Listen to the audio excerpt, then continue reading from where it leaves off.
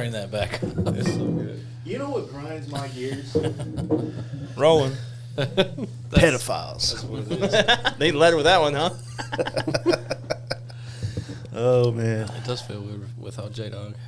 Yeah, It's he kinda said like that he said one- he's been throwing up out his mouth and his ass all day. God damn.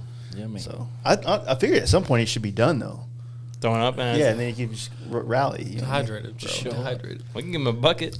So good. You know how I actually had a team member of mine call in one time, and you know how kind of like high school days you would have to justify like if you're calling in or whatever and give fucking details. Yeah. Like now I'm just like not coming type stuff. But it was the same way. It was a chick and she was How much explanations? she's literally called like it's coming out of both ends. I'm like. Just fucking say I'm sick. Like, Yeah. why? Not That's gonna be so worth it. unnecessary. Or you just say, prove it. So Can I on get that a- video. Can I get a doctor's note? Yeah, that's kind of a weird thing that like as you become adult, when you start working in a place where people respect you or professional, I guess you'd More say. of a trust, accountability, Yeah, it's like, all right? right, dude, you can't make it today. Like, Yep. I know you're not, going to Six Flags or some shit. You know what I mean? But yeah, that was weird because I used to be that way too, and I'd like call into work or sick. Put on your fake sick voice cough. and shit. I'm not gonna sick. make it today. Yeah. Oh yeah. I don't know when it transitioned to being acceptable just to text in like, hey man, it ain't working out, because that's just so much easier. Cell phone. Oh yeah, for sure. Because then you don't have to put on the voice. Mm-hmm. Yeah, way better. It's just a few words now. Not gonna make it. Yeah. See you tomorrow. Today's gonna be a no for me, dog. Randy Jackson, that shit. Yeah, man. There was something else I was thinking about earlier today that was like one of those adult things that, man, I don't even know why I just brought it up because I can't remember at all what it was. But Last time we started talking about adulting, this was when you was buying a mattress. dude, So yeah. it's the weirdest thing you've ever done because it's the first time you've ever done it as an adult. So it's the first time I ever bought a real mattress. I've Yeah. done those little, $200 joints, $300 joints. You Yeah. get them on like they're new, but they're in like a plastic bag from like here in Texas or in Dallas. We have a Mattress firm. Traders Village. Oh, yeah. Yeah. Which is basically like if you took Flea everything market, on right? Harry Hines and you put it in one parking lot, right? That's it. then pretty much that. But It may have been slept on before, maybe not. yes, somebody Just had a deep clean on that bit. Why is this yellow stain here in underneath the bag? It's like They got it out of the Holiday Inn. They just put it out to the flea market. it's fucking what would you call it? Open box. It's an open box at your own risk. 50% discount. Fuck it. Man, so how do y'all feel about the weather this year? You think we're gonna, everybody likes to do that. Well, the almanac says this or that shit, but I feel like, care do about you think the we had a weather. cold enough winter to warrant a decent summer, or how would you? This winter's been mild as fuck. Yeah, I would say it has. We had I one agree. bad week. And Yeah. that was it. Compared to last year when we had the 2-week thing, and then plus it was just, I felt like it was colder longer. We had Yeah. the little snow, little ice. I mean, it's still bipolar like that. But what we haven't had, knock on fucking wood, is we haven't had the gnarly storm this Yeah. year. That just yet. Like we just had one last Almost night. last night. It was a little bit, but we haven't had the big hail. We haven't had any real crazy fucking naders. Like there's been a couple, There's still time. but exactly. There's always a possibility, too, of one right before Campout. Easter, too. They Yeah. always Oh, yeah. say right before Easter you maybe could Is that catch a what it is? bad storm. Bad storm or a cold snap? Just a Or storm. like a cold snap storm. So our deal at work is, so we have to put these metal walls or tarps up around our compressors and stuff at work to keep them from freezing and all that. And we don't ever take them down before Easter because Makes sense. there's always like a Maybe. the old heads are like, yeah, you get one more cold snap before Easter, Just 47. takes that one to fuck it all up too. Yeah. Yeah, and It's if you there take for them- if you 24 take them down hours. prematurely, then you're in a bind. You know? Yeah, man. Probably overheating this weekend, huh? Yeah. Inside those. Yeah. It's fucking 80. Yeah. Yeah, it'll be nice this weekend. I mean, that storm, it definitely cooled everything down. Maybe like 20 degrees last Barely. night, but it's Yeah. like it's Right back it's tomorrow nice. is It's what, nice. 75, This whole weekend. 77 or something. You see, it was snowing in SoCal and LA and shit. Yeah. They've been Yeah, getting some wild significant. weather. Yeah. They have. You see They how much deserve it. El Nino, bro. You see how much Mammoth got? They got, what was it, 296 inches of snow this year or something? Damn. Like something crazy. That's a makes big sense. number. Snowboard of Karma, paradise. fucking California. What we call karma. for having perfect weather for Yeah, ever. you can blame Newsom for that. Yeah. Global warming. He done fucked it up for y'all. I'm literally about to drive up to Washington on Sunday. Woo! And it should be good, right? I don't know. It'd be all right. Like I would imagine at least the main highways will be kind of plowed. sure. Or, you know. You got 4-wheel drive in that thing, right? I'm going to Brucey's. Oh, you going to Bruce's house? You going to White Bruce? salmon? I'm gonna pull my ass out in Brucey's house. Don't crush a beer can with your ass. I say do it. Make sure you got Yeah. different chairs this time. Oh, you bet. Well, You know, bust your ass again. You should probably bring us some chairs, bro. Yeah, right. I can't. I don't even know. Like I'm so worried about because I have the full 10 set going in the back of the Jeep, Yeah. and all For the equipment. Denver? Yeah, and all the equipment to do the podcast stuff literally takes up the same amount of space as all the tins, and so I got to get. I've been buying like special bags to try to like tuck, all the camera gear, all the tripods, a light, all this shit to take to be able to do the video podcast stuff on the road. And yeah, it's kind of gnarly, that Iowa trip was a big like lesson of learning what to do and learning what to shoot. You know what I mean? Mm-hmm. Like not just getting the video, but like trying to. When I went and did the Matt Jackson podcast, I sat there for an hour and a half while they worked, and I shot video. Right. And then that gave me so much to actually put a video together for that podcast. Just all B-roll, basically. All B-roll, yeah. And then when I went on the trip up north, I came into these places and immediately started chatting it up with them and talking. And so I was like, oh, let me run and get a couple shots real quick. And you're not getting them working, so it's not much of a context, in the same way that I would prefer to get. So now I'm more mindful of that because when you're trying to put a video together and you don't have 2 minutes worth of footage, you start having to like pull pictures off the internet and get kind of creative to kind of fill a space. And so I'm hoping that with all this kind of in mind, I can like capitalize more off each stop. So I got quite a few good ones lined up for sure so far. Some are still dangling, not quite for sure, but I did kind of I tried to hit some home runs on this one that I don't know if I'm gonna get. As far as people that are. But you have enough to make the trip worth it. Yeah, I mean, honestly, if I walk away with at least 10 podcasts, which that'll be easy to do. But yeah, I did kind of set it up to where if I have to, I can run it out 2 more days and spend a little bit more time and maybe go to San Diego or something. But yeah, I don't know. Speaking I don't of want flooding. Yeah, that's what I was thinking about Fucking going to talk to them. But yeah, I don't know, man. It's just one of those deals where I got to figure out how to kind of capitalize as much as possible and not get burnt out. You know what I mean? Yeah. So that's the furthest north you're going is white salmon? Yeah. Literally kind of going a little bit probably the opposite of the way we came. Yeah. Salt Lake date. So I'm leaving Sunday, and I'll be staying either in Albuquerque or between Albuquerque and Durango somewhere.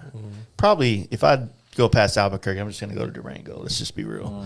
There ain't nothing in between that's worth dying over, And then so Monday I'll be spending the whole day driving to get to Salt Lake, and then I'll probably go take Shannon and Sax out to dinner and stuff Monday night. Yeah. And then Tuesday podcast, Wednesday podcast, Twin Falls. Yep. That's where y'all stayed. Yeah. I'm going to stay with So you're just going Ryan. reverse the way that Boise. we come home. but instead of going up through Idaho, I'm going to go from Boise straight up to into Oregon. And Yeah. yeah, I'm excited, but it's like not really. I am, but I'm not. You know what I mean? Because it sounds like, oh shit, you get to go on. It's fun because it's a road trip and that's fun, but it's a lot of work. You know what I'm saying? Yeah. It's a long work trip, too. Yeah. Yeah. That's a lot of windshield time by yourself, too. Yeah. And but the good thing is, like, if I do this trip, let's just say I walk away with 10 episodes, then that gives me enough content, dropping 5 episodes a month to put me into June. You know what I mean? Yeah. Because if you think about it, we're still going to have podcasts coming in For sure. randomly throughout the next 2 months as well. So Folks coming into town and everything. exactly. Yeah. So it'll just be a good way to kind of put a backlog of podcasts and then release them as the months go by. It's a good way to kind of start the warm weather season, too. Yeah. Just from to be able to have, like you said, kind of some in your pocket if you need to, and then who knows when somebody's going to slide back Yep. through, right? Joe Kidd might come back through Well, on the we're way gonna talk back to Joe Kidd west. So he's in the east right now, so it's stuff like that it's only a matter of circumstance when they're there or not. Yeah. I mean, like when we do our trips, you know, I know that we've done podcasts on the trips before, but I just feel like it's such a pain in the ass to, you know, what if it's us sitting in a hotel room, not a big deal. But if it's like, hey guys, I need to, you know, can y'all just go fuck off for a couple hours? So it's not the place. So I try to like focus our trips on doing our thing, and then, you know, not make it about getting podcasts. Yeah. You know what I mean? Yeah. It's just a better situation. I'd 100% be down if we ever find ourselves out there in Silt again. Run it back. Run it back. Yeah. Get old Lair and Jacob on there again. High as a motherfucking moon. Man, yeah. So I don't know. Campout 6. It's crazy. It's only been 5 years, but somehow the math adds up to it's the 6th. It's because we doubled up. We counted because we doubled up. Remember, we did the pre in the summer, and then we did the fall, and then we did the spring. So we started doing the spring. Yeah. After. Yeah, it didn't feel like a full calendar year. No, it was like less than 6 months between 1 and 2. Right. But then we just started at that point, just running it every spring, and I feel like I feel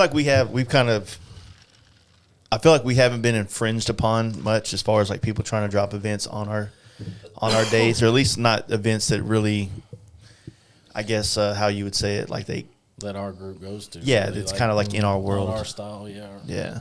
Well, I mean, we had essentially about a 2-year buffer of reluctancy, tentativeness. Nobody's putting out new stuff because, especially brand backed stuff, right? Nobody was trying to deal with the political ramifications of that shit. So, you know, that allowed us to keep running kind of unscathed. But now, you're definitely seeing, as things are all the way back into swing, you're seeing people do events in and around the area, but just that time of year, right? It's not like the summer where there's an event every fucking weekend. There's a rally every 3 weeks. There's it's constant. There's only so many days on the calendar that are even going to work, period, weather-wise for anybody, north, south, anything. So, and we try to put, I know we've always tried to put it on the dates, or the dates we've always picked is trying to try to the first real available opportunity that the North might have a free passage. Yeah. You know, sometimes I've heard of people riding through a little bit of snow to come, or a little bit getting snowed on the way back. But, you know, it's like if we push it too far into March or into May, I believe, the Texas sun, man, or even just the South sun, it's humid. It's fucking. Even last year, 2-week difference. It was our nicest weather ever, but it was easily the hottest event that we've had, and it gets hot quick down here. It really does, to the point where you don't know. So it can get a little extreme, right? And we deal with that on our own travels, like the pack out for anybody that's coming maybe out of some snow, rain, whatever, and then they come down here and it's 90 fucking degrees. Ouch. He's got a lot of shit to. That's a tough camp. Yeah, a lot of big boys with their shirts off. It's a tough camp. Yeah, that was the pre-camp out for sure. Our fat asses was out there half naked because it's hot as shit, dude. That's all it was. That's why they get naked at rallies. Just hot. Yeah. Walk around with a bat. I can only imagine. Bat towel, just man. But still hot when you're naked. There's nothing worse than sweaty balls. Humid. Sit down, you're sticking to the chairs and shit. Mosquitoes all over you. Just it's the worst. That's why we don't do it in the summer though. Yeah. That's what it was. If we did it in July or August, nobody would come. Right. The only choices are spring or fall, and everybody would be in the where river. it's at. It's funny how everything started to become backloaded to fall now. So many events, maybe, post-pandemic, you know what I mean? It's a lot of events were kind of spread out, and then they all just kind of picked the fall. What was one that used to be Tennessee Motorcycle Revival, or did they move it back to May now? Yeah, it's in May. It is May? Because I remember they started doing that in the fall too. Yep. And it's the weekend before Texas Hills. So in between? Yeah. Fall's a more predictable time of year, with the exception of temperature, especially in the South, right? The spring, it's just way more volatile. You don't know what you're going to get week to week. You might have a gorgeous day, but you also might have a fucking tornado the next day too. You don't really know. Whereas in the fall, not that it doesn't happen, but it's not nearly you're not gonna get that as kind of frequent. weather. No. So the thing I've always told people is like, if you're not concerned about riding, the reason, like when Giddy Up was in the end of March, it was like, it's like the perfect weather in like South Texas, right? It's warm during the day, but kind of hoodie-ish. You know what I mean? Maybe a t-shirt, but then as soon as the sun goes down, you got a hoodie on. Yeah. Perfect fire weather, and then camping weather on top of that, and then you got like that's when all the flowers start to bloom. And I know it sounds kind of weird for bikers to be like, "Oh, let's wait till the flowers come out." But it's the same reason you nerds ride in the fall. It's like the leaves are changing. It's the same fucking thing. Yeah, It's so 100%. pretty out. So ride for scenery, dude. It's like hand signals and shit. You see those flowers? Yeah. Oh, can we go take pictures in it? We took pictures of flowers in Idaho. We did, yeah. We fucking did. Yellow ones. Sunflowers, wasn't it? Were they sunflowers? No, not sunflowers. Nah, they were big, like, bro. yeah, they They were were just, I don't fucking know. They were I don't actually, know flowers. Some daisies. actually Montana tulips of the genus species of.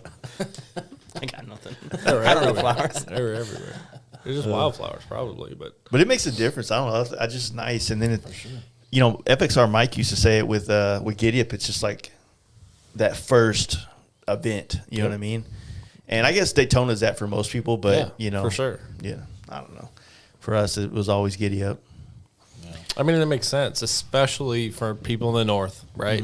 It makes complete sense because you've been in one way, shape, or form kind of locked up, and who doesn't want to get out? It's like getting out of jail, man. It's you're excited, you want to do everything, and you want to do it 110%, all the way. By the end of the year, if you kind of pay attention, right, especially the people that are just going like party. By the end of the year, they're not partying in the same manner that they did on the first fucking party. Yeah. Right. It's taxing. But I understand if you had a break since September, October, November. Yeah. Then it's like, Yeah, you're ready to been hanging out with my family and the in-laws and my wife and all this shit for the last 4 months. So get me out and let me rage. Yeah, I get it. It makes sense. So I think we all have asked each other today, like, about do we have any FOMO for Daytona, and how do y'all feel about it? Like, is there a part of it you kind of want to be a part of, or this? Or? I love seeing dudes out there and women just like having a good time. Right? It hasn't been anything that I've made it to, so I can't really, I guess, judge on it one way or another. I like to do events geared around riding, and I know that is not one so much. So, I mean, that's part of the reason why it hasn't been as high on my priority list. But, I mean, there's so many people out there that we connect with and have relationships with and care about that, and they're having a wonderful time. And I mean, that's awesome to see. That's all I can. No, for sure. I can wish for anybody. Success and I'm good not saying times. that I wouldn't go. I mean, it's like everything. It's like I just lean into the fact because a lot of people know that I don't like it. It's just like when the Indian thing, like, oh, Jace doesn't like it, let's fuck with him, and I'm like, I'll fuck with you back. You know what I mean? Yeah. But it's like every time, like last year, I was like, you know what, I'm gonna do Daytona this year. And then as we got closer to Daytona, work wasn't letting up enough. Like I just wasn't in a position to take a bike trip and do that. And it's the same thing this year. It's like every year it comes around. I'm like, I think I might do it this year. And then it's like these things happen where there are other opportunities. Like I was telling you earlier, like the podcast opportunity to go west, because a lot of the West Coast doesn't do Daytona. Mm-hmm. It gives me an opportunity to put podcasts aside, like stack them, and then come back home and grind until like our travel season. Once we start traveling, dude, it's balls to the wall. It's hard to get things done, you know? Yeah. Well, and for folks like us, right, that don't have, or we're not self-employed, so we don't have that same type of flexibility. Okay, like we have pretty good flexibility for, 9-to-5ers, but this year with the way that we've planned our trips out and what we have on the calendar already, like we have the most days allocated for our travels that we've ever had. Mm-hmm. And that, I mean, unfortunately, that just takes up a ton of time out of the calendar that, something's got to give, right? I would love to. I think we all would love to be in a position to go to every single thing at all times and, have our bikes good and have our money right and have our life right and go to every motorcycle event ever. That'd be great. But that's not really realistic for most folks. So, you know, at that point, you just have to make some decisions, and that's really what it comes down to.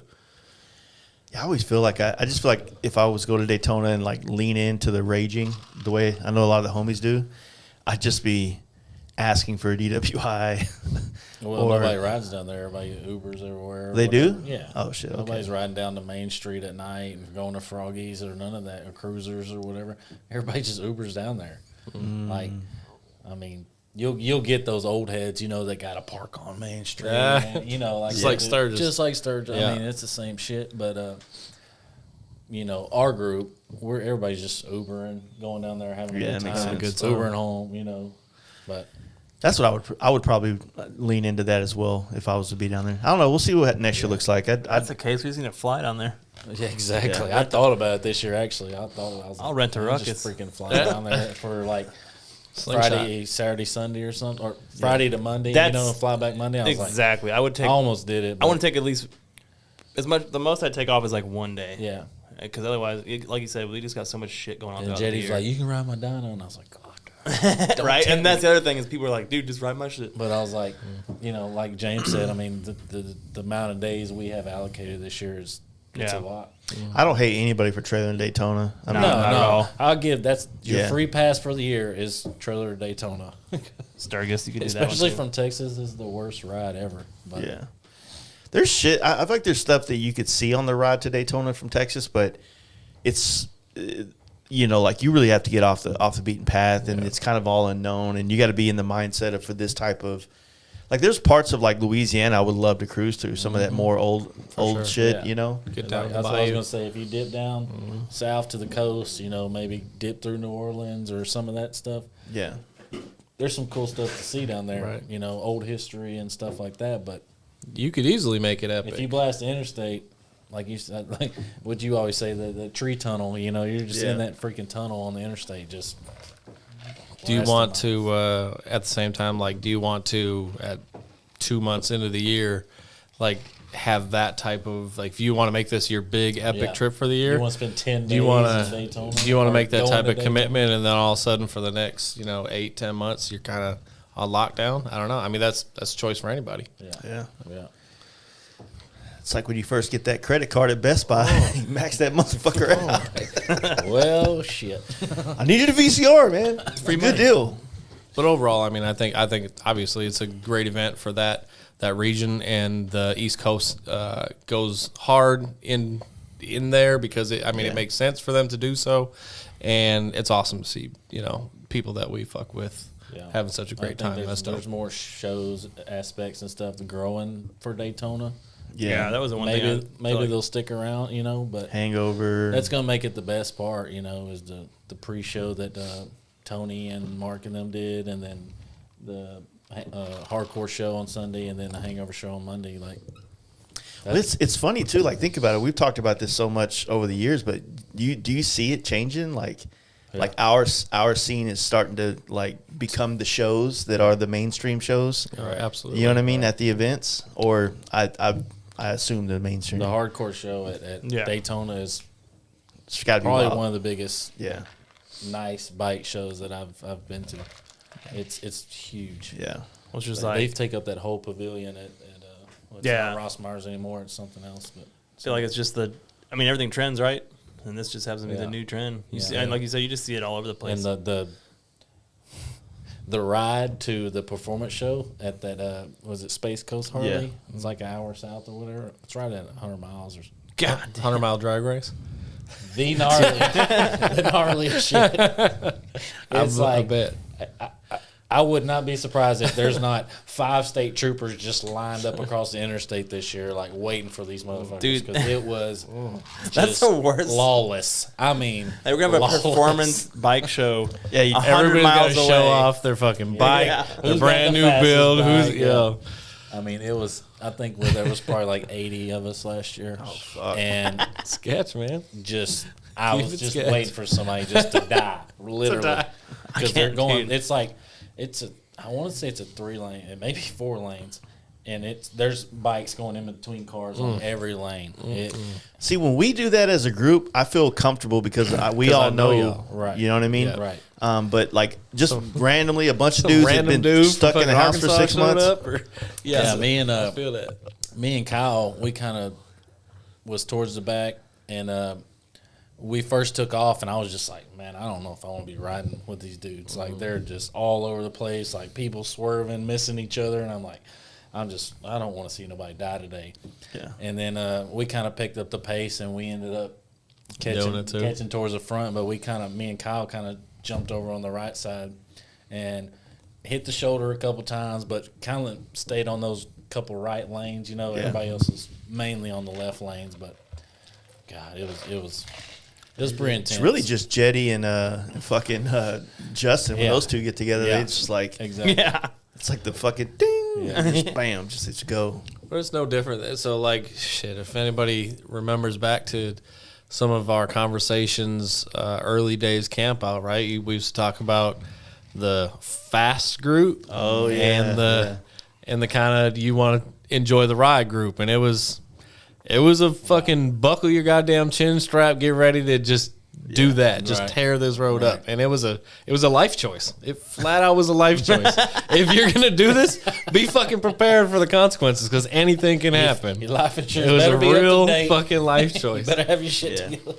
Everybody's like, I got new suspension. I can ride better now. It's just it's just a totally different thing for me, because I mean there was so much traffic on that interstate. You know, when you're on the Talamina, Yeah. you don't really catch a lot of traffic.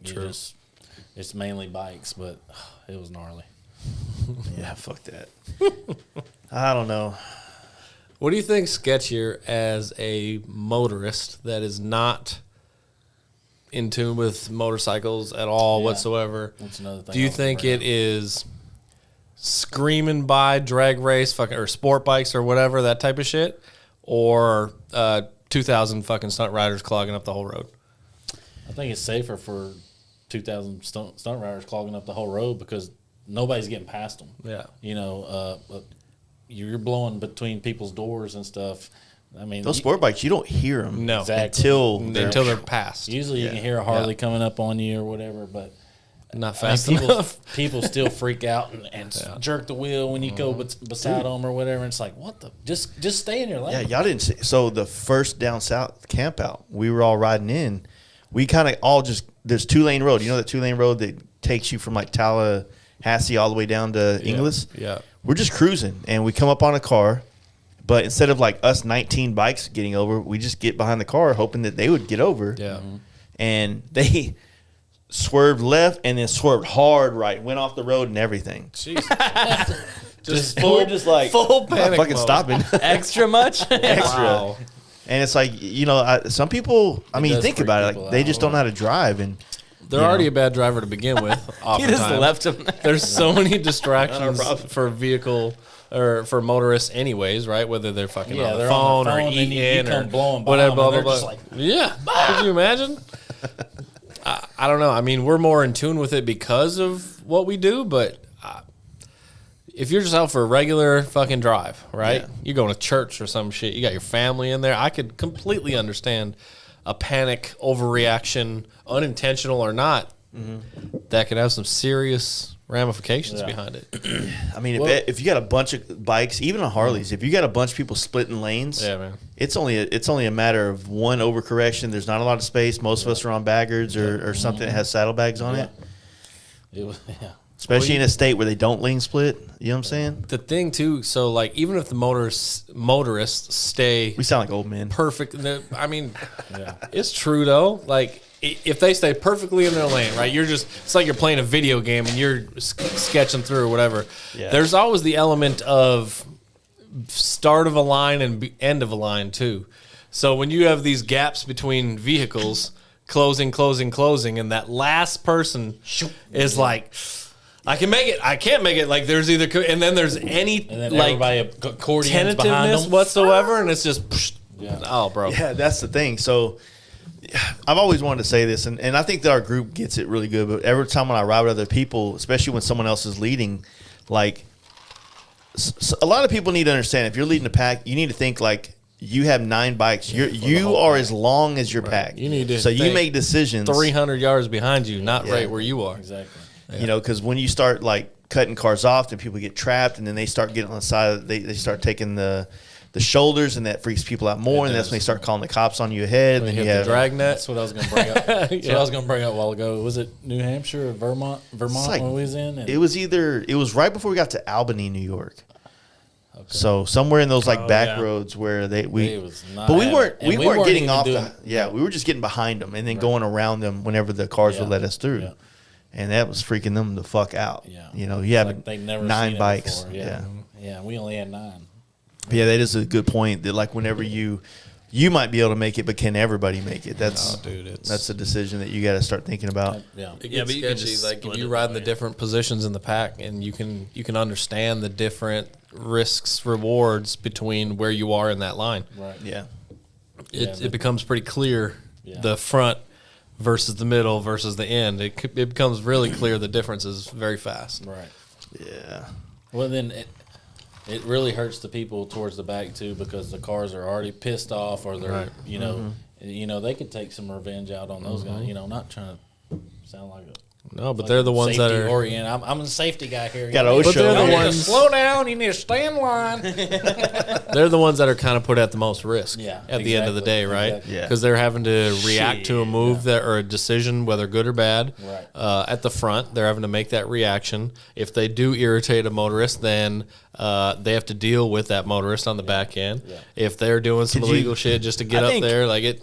I think y'all forget we got Larry and I was we about to got- say we Larry. got Dirty Larry and Tomahawk. When in the Dirty rear. Larry I'm more worried comes for the riding drivers. up, when I'm more Dirty- worried for the drivers. You gotta have the appropriate people on the tail. That's We're taking these chances, and then Larry just comes up at his own pace with his vest only on in the wind. Motherfucker flapping, he comes up. He got some phone numbers. Modular and up, cigarette in the mouth. hitting the vape. Ready shit. He's to like, fuck man, your that was a good bitch." pass. Winking. Hey, I'm sorry I was late. I just got my dick sucked. I definitely don't worry as much with our group. It's when you ride with people you don't know. Quite frankly, Yeah. that's when it becomes a Got a liability. turkey hanging off his bike. Larry's a vibe, dude. He's a fucking vibe. That's as bad as his next helmet is to be. It's like it's a vibe or Yeah. something like that. That does need to be Put that turkey on there. Oh man, You missed, Dirty vibe. You missed Prime Larry at the Polar ride. I too. saw the videos of him in the fucking cage, dude. He barely got in it because his Did belly you see- was open. Dude, I was like gonna say. pushing this motherfucker. You oil that boy up, man. Wheeler was pushing his belly in. and That I was the best. Put some I was- synthetic on his ass. I was was shouldering the him best. on the side, and then Wheeler was pushing his belly, and he finally squeezed in there. And that Once one he bitch was was in there, shoving, boy, he was getting it. Yeah, this he one bitch made was money. shoving dollar bills into his fucking zipper hole. It was the best. Oh man, I hate I missed that one. It was good. It was good. Yeah. I can't remember It what. was Shreveport We stayed up all the way turned up. entirely too late the night before. Oh yeah, Stay up Like late dude, that that night. got whiskey 4 a.m. drunk. Yeah. 4 a.m. the night before and 4 a.m. that night. Well, we kind of bitched out a little early. Oh, what, the second night? Me and Jacob and Chancellor. Oh fuck, Oh, because yeah. y'all had to go to the other hotel. Well, though. we had to go across the river. Dude, the last ones we there were able to walk home. was me, Franson, and of all the motherfuckers you could expect, Goddamn right. Marcus. Godinez. Marcus held out the longest with us. Really? And then I was surprised because I I'm almost gonna say- cashed out at like 9:30, and I don't know, somehow I got some wind. I was gonna Yeah. say I want to say we were last. Technically, Gino and then his homie that also works over Oh, there, yeah, Rebels they Down, were we're there, out right. late. Red? That's right. But we don't count them. Those are young bucks. They're out it's, trolling for pussy and Oh, for shit. sure. They're They- 20 years younger than There's us. no bro. one was gonna beat them. They probably stayed till probably 7 that night. I saw Gino throwing up in the trash can the next day. So. That's the bad thing. Is Shreveport or Louisiana over there, they don't shut down till 6 a.m. Like That's bars are open. It's You know, the crazy thing is, too, staying up that late, my body still got my ass up at like 6:30, 7 o'clock. And I was definitely half drunk still. And these dudes still in the room, I'm like, they're going to fucking sleep for a damn long more, like a lot more time. got I 'em left. just got them fucking left, dude. I just bit the bullet. Just gotta, yeah. I'm out. I fucking, of course you had a lot longer ride than we did, but I think we left at like 11. Oh really? Yeah. For sure. I was already on the road for a couple hours. Y'all called me, you just woke up or whatever. What are y'all doing? What are you going to go to breakfast? I'm like, I'm already past your house. Yeah. How was that restaurant? Like the restaurant It was pretty It was easy good. to They get did in. pretty good. I mean, they have fantastic. really good service. What's that place called again? Superior Bar and Grill. Superior Bar and Grill. They were It's already fantastic. without Expecting. us. Oh. No. So Tony had called ahead, talked to one of their like co-managers or whatever. Message never got through. So Texas beat Arkansas there by maybe 15, 20 minutes. Right. So I had gone in to check to see if the name was in and like they had anything. Nothing on the books. And they were busy. They were like the busy. restaurant was full. So we're like, y'all think you can like work this out with us? Can we do something? We wanted to kind of take that back area like we did the couple years ago, which is ultimately what we ended up doing. And they're like, how many of y'all think you need? And I was like, 50 or more. And they're like, they kind of freaked out for a minute, and they're like, give us an hour. All right, cool. So half hour later, Arkansas rolls in and started shooting shit with them and whatever. And by that time, like It went by quick. it worked went by out, quick. yeah. They gave me a call. They're like, we have one big one set up for 27, and then we have these. Basically, everybody just came in and That's how it was last time. found a spot. It's like Last one time. big spot and then a couple straggler tables Yeah. around the edges. Yeah. I sat It at was- the bar they did again this great. year. I I know always that sit at the bar just because it's like, fuck it. I don't even want to deal with waiting on the fucking my check and all It that was shit. great though. Like, But that's the thing. All things considered, their service was they had so they good. had the right. best waitress, So wait good. staff, that And they were doing you could individual ask for. checks, right? No problem. And just popping them California, take note, man. You will fuck somebody no up with shit. some individual checks in California. That's why you're getting snowed on, you fucks. You want me to split 6 people? Yeah. Gosh, actually, have you You actually had remember to that work? shit? You remember that Mexican God. joint we ate in Monterey? I do. Yeah. It was like on a the coast. big fucking Yep. deal. Like, I don't know, I gotta They get were the empty manager. too, remember?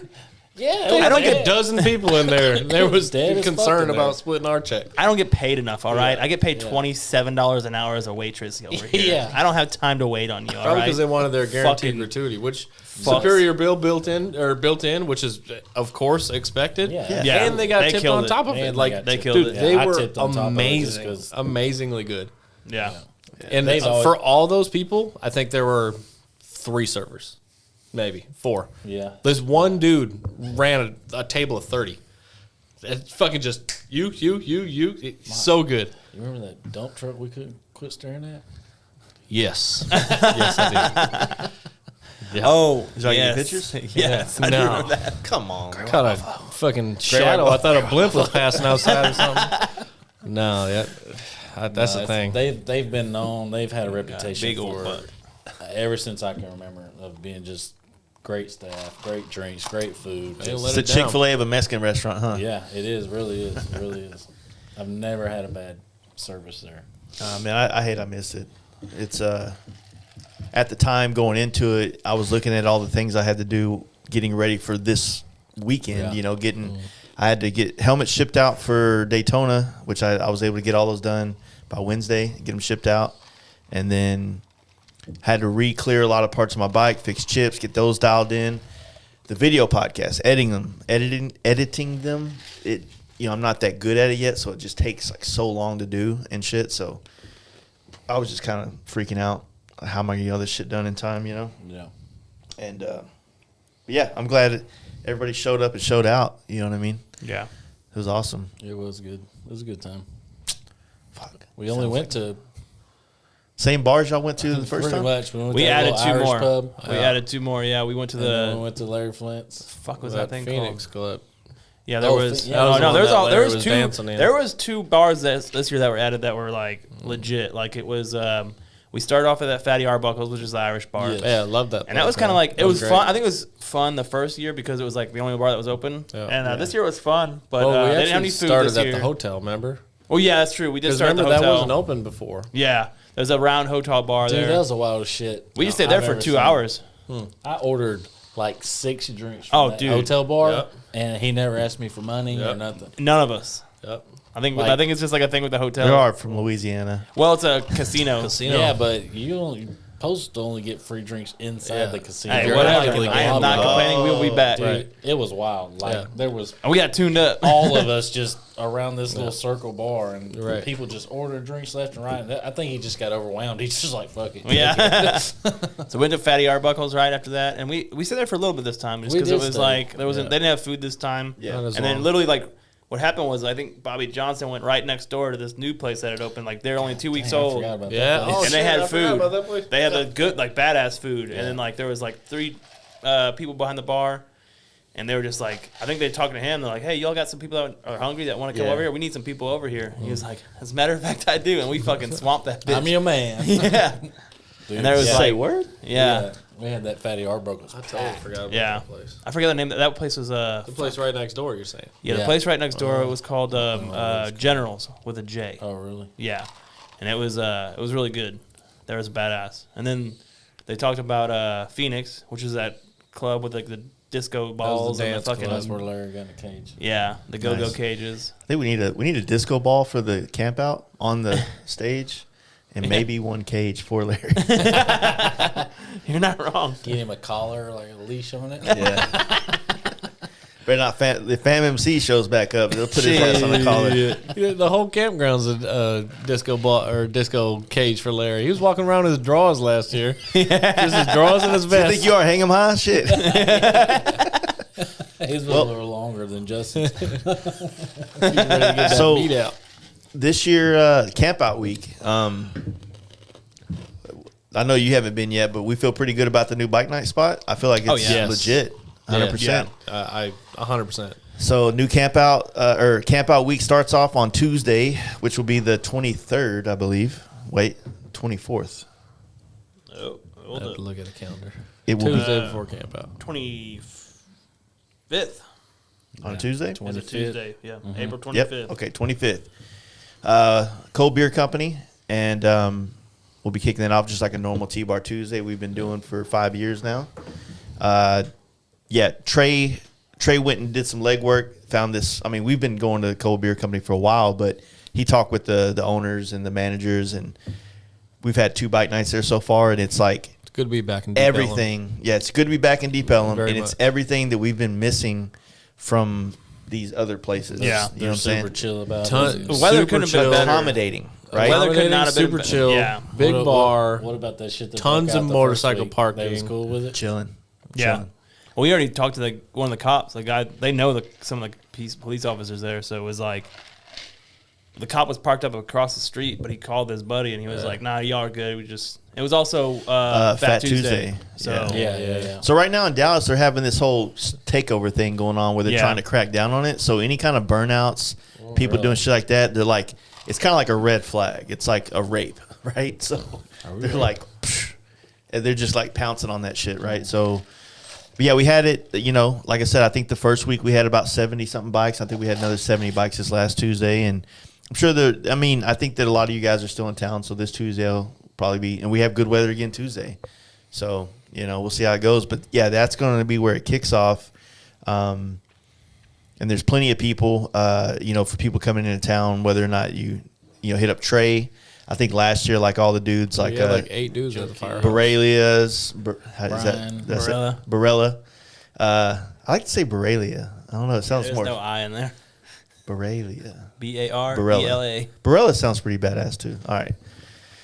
The Borrella brothers, Joe Kidd, all those guys, they were at Trey's firehouse hanging out. And I don't know. I think it's going to be another great year. With last year's camp out, we did the pre-party, or we had the pre-bike night, but it was different last year. Something was, the year before was the one that was cold as shit, but, Big Trouble was here. Just Ben, fucking Jeremy from Lucky Strike, everybody was in town. It was cold and we were doing shots like a motherfucker to heat up. I remember that. We got so fucked up that night, bro. So Was fucked that up. one was that Anvil? That was at No, Anvil. it wasn't. It was at Reno's. I'm sorry, Reno's. Yeah, Reno's. But see, we didn't do a Reno's. pre-party that year. Then last year we Correct. did a pre-party at the last stand. Yeah, on the Wednesday. But it was kind of a potential rain night. We saw like 40, 50 bikes show up to it, Yeah. so it was cool. But this year we got Strokers. Yep, They're on going Wednesday. out on Wednesday. Yeah, I So know. Strokers pre-party on Wednesday. That'll be the big hoopla in town. Like Tuesday, if you're in town already, great. You just do our regular weekly shit, right? Yeah. Wednesday will be kind of like the official kick this motherfucker off. This is camp out week. This is Yeah. Christmas Eve. Let's get this thing going, and then everybody just stays drunk till Sunday. Yeah. Pretty rides and shit. But it'll be great to have it at Strokers again. I mean, the one that we had For Born pre-Born Free Yeah. at Strokers, it was a really good partnership with them. I think they appreciated it. We had a turnout like a motherfucker there. So the way that it should happen for Campout should be 400 something bikes there. dude. It was Yeah. it was crazy. Strokers Born Free. pre-Born Free was Born Free Texas was really great. So I fully anticipate that being the Y'all same. was able to do some giveaways and Yeah, all that yeah. stuff. So We did giveaways, so I don't think we're going to do giveaways at the pre-party. I think the pre-party is going to be more of like a chance for a lot of people to kind of just chill, congregate, meet each other. And then I think what we'll probably end up doing is setting up a meet on Thursday morning at the Buc-ee's up in Melissa for everybody that's wanting to ride to the camp out. And just, even though I got to say this, like when we get together, when we get in Oklahoma, we got to chill the fuck out because these small towns, they don't like that shit. they don't like that shit. So when you get to the camp out from there into the small towns, it's kind of like those towns don't have any don't have police. cops. They don't have cops. There's like Red one Dead sheriff Redemption in that bitch. in a 30-mile radius or Yeah. some shit, you know. And so, actually, we haven't talked. So I'm releasing the Adam Sandoval podcast on Monday. Monday. Yeah, Monday. So they actually said that they're good with the cops up there, and the cops asked them if they needed to block off some of the traffic for us to do wheelies out front. Bro, Come shut on. up. Yes, Really? straight Fuck up. with me, man. You know how like badass. we do all the racing and shit up front, like Yeah. they'd have the cop that would sit. So there's a county line right there. Right. So that was like a county situation, but they're like, yeah, if you're gonna do that stuff, let us know. We'll kind of like regulate some of the traffic coming from Clayton. Slow them up a little That bit. would Yeah. be great. That would be sick. Although, I don't know. I've had a lot of fun with that.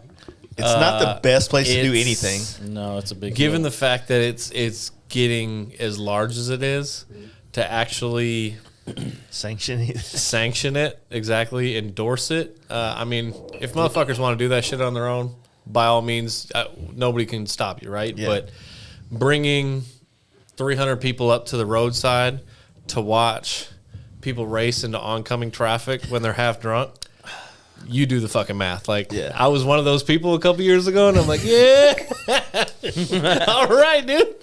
I shouldn't have been on the bike. I shouldn't have been racing. I shouldn't have been doing none of that. And I was in the far lane oncoming traffic on a bend. I'm like, after looking back at it and seeing the video, I'm like, the video's cool and shit, but take my keys, motherfucker. Take my keys. I don't disagree at all. Tony is actually King Tony has been talking with Adam about possibly putting a huge slab out there to start doing stunts. That would be bad. Yeah. And create that kind of atmosphere too, so that That's dope. Tony would be able to bring his stunt tour there as well. Yeah. So Yeah. that's something that but he That would would be need like badass. An actual I think it's more space. between them two Yeah. right now, but I'm also trying to help out with facilitating that as like whatever I can do to help make that happen. Yeah, because it benefits yours as well. Yeah, but they have to be able to book like Sandoval needs to be able to ensure that he can get at least 2 to 3 events of that at the camp out a year. So if like Tony was to put his, which I'm not going to pay him what he fucking charges for that shit or anything like that. I'll give him the, if I can get like 80% off and have him come out. But no, I don't know. We'll figure that out. I think it might be able to be worked. But if he could do like his stunt tour there and have all the guys out there and at our event and then maybe the Stubborn America party as well. If you could just That do way- it because he's gonna be there anyways. If and he brings loves us. if he brings all his rig and all that Unless shit, he's getting paid. he's I gonna know, be that's there true. anyways. Hey, Tony's not a wrong. professional. Yeah. Yeah, but here's the thing: like, if he's gonna be there anyways, he's bringing his whole rig. He's gonna do all that show. Like, he can take the merch money and roll and call it that. Yeah, otherwise, honestly, if he- otherwise you can do stunts in the street with the police watching you or not, and that There's might only one work area too. he could build that big slab as out On there the where that like, backside. volleyball court is or whatever, like in front of the Oh, I pavilion. got you, I got That's you. probably the only area that. You do it on the I top was thinking side. kind of back But on the then you're gonna backside take by up his a lot house. of camping spots, Yeah. I don't know. which he does have. I guess he does have. He's got a lot of space, man. There's a lot of acres we haven't explored out there too. I think he's got like 45 acres. Yeah. So So how was like last year's camp out? Like what was your highs, your lows, things that you liked, things that were kind of like Did you have any? You know what I mean? I didn't do. I think we rode to Chuck's one day to eat lunch, and that's the only riding I did. That's what I did last year. Hot as shit. That's the only riding I did. Of course, I rode the stupid big wheel, and then I didn't even stupid. That was dope. I didn't even ride it to go to Chuck's. I got on my bike. That's right. Aaron rode it up. Aaron rode it up. yeah. And I got on my bike and went and ate lunch, and that was like the only time I left the campground. Yeah. But It was hot, man. It was hot. It's crazy warm. because like, so if the weather's as nice as it was last year, early as warm as it was last year, It was like you don't realize how much, but it was perfect at camp. Yeah. That was the key. All the Because as trees. soon as we left camp, like, so the tree canopy that Sandoval's campground has, you don't realize how effective it is because it keeps a significant amount of shade yeah, through there that it was probably, man, pushing 10 degrees difference. Oh, yeah. Because by the time we went to Chuck's and we rode in the sun and all that, I was sweating my ass off. And the difference was Chuck ain't got no, he's had no fucking shade. So hot, like dripping down my ass hot. And I'm like, well, this ain't no I just fucking pictured that, fun, so- bro. Like, hot. And I wasn't drunk enough. I was way too hungover for it. yes, hungover. And yeah, Did you get super fucked up this last year? fucked up every year, every day. Well, I mean, there's that one year that Cody couldn't handle his mimosas, Bro. and he Slept missed all day. everything. That was just as Y'all cancer. ain't never flare, had bro. heartburn this bad in your life. Man, I bet. No, but You know, if man, it takes it's- this man's down, it's real shit. I feel like everybody goes super hard the first night. Thursday, baby. Thursday, everybody just goes. My favorite crazy night. I hard. fucking love Thursday, dude. Yeah, it's by far my favorite night too. But I mean, We need to do something we're on getting stage. up in age, Yeah. and I don't recover like I used to. For the first time ever on Saturday morning after what Mimosa Friday? Tuesday, Wednesday, Thursday, Mimosa Friday, Mimosa all fucking day.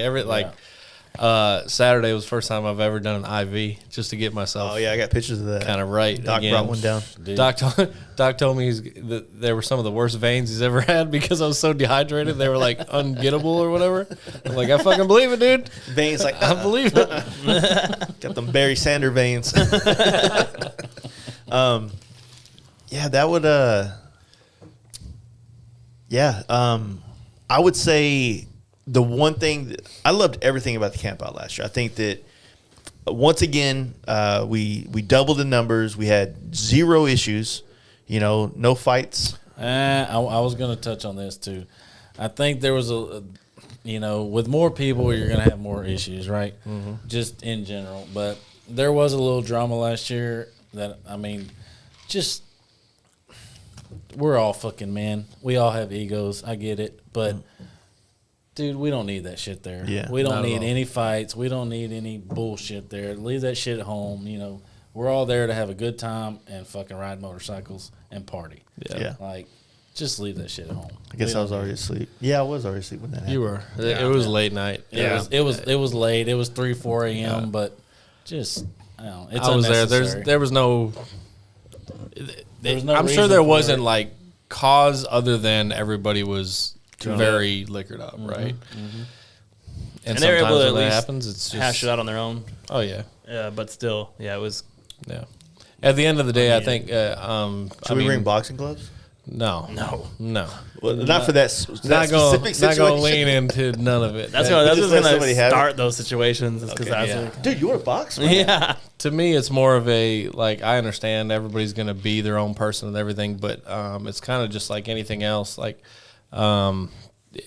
at the end of the day, if you could just kind of have some like respect and appreciation for those of us that are putting in all the effort and making this happen and making this a possibility for everybody. I would really hate to have anything spoiled as a result Yeah. of Yeah. some other stuff, and by no means is it a reflection on individuals or anything, but we've been so good with this for 5 years now, and we just want to keep that healthy streak going, right? We don't want it to go the other direction because we've all seen shit that has and where is it? It's fucking gone. It's done. It's gone. It's so, you know, so long as we keep that real healthy, positive energy and everybody fucking has love and friendship and all that.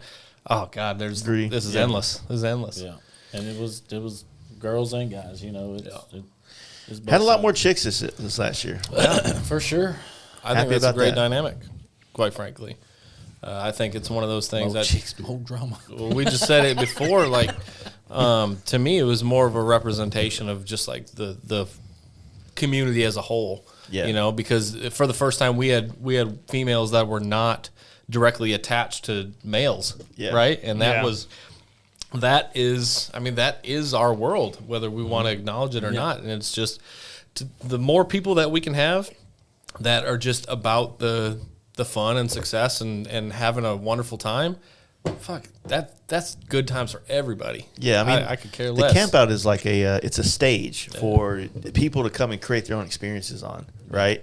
And all the things that we're trying to bring to the Campout to kind of steer into experiences. That's all we're trying to do is help everybody have a good time. But ultimately, if you just show up, you're gonna immediately like feel the vibe and just lay in and do it your way. I mean, what I loved last year was Moss Glide. He had just got married. Oh, so cool. And he wrote in. And he had So he cool. put his whole sign Put a up. flag Just on it? Yeah. you know, just married. All this. I was like, this is his Badass. fucking camp out Yeah, now. exactly. That's what I love. And when you walk out into the far reaches of the camp out and you see people got their own little community set up, it's not like it was at the beginning. You know what I mean? It's Yeah.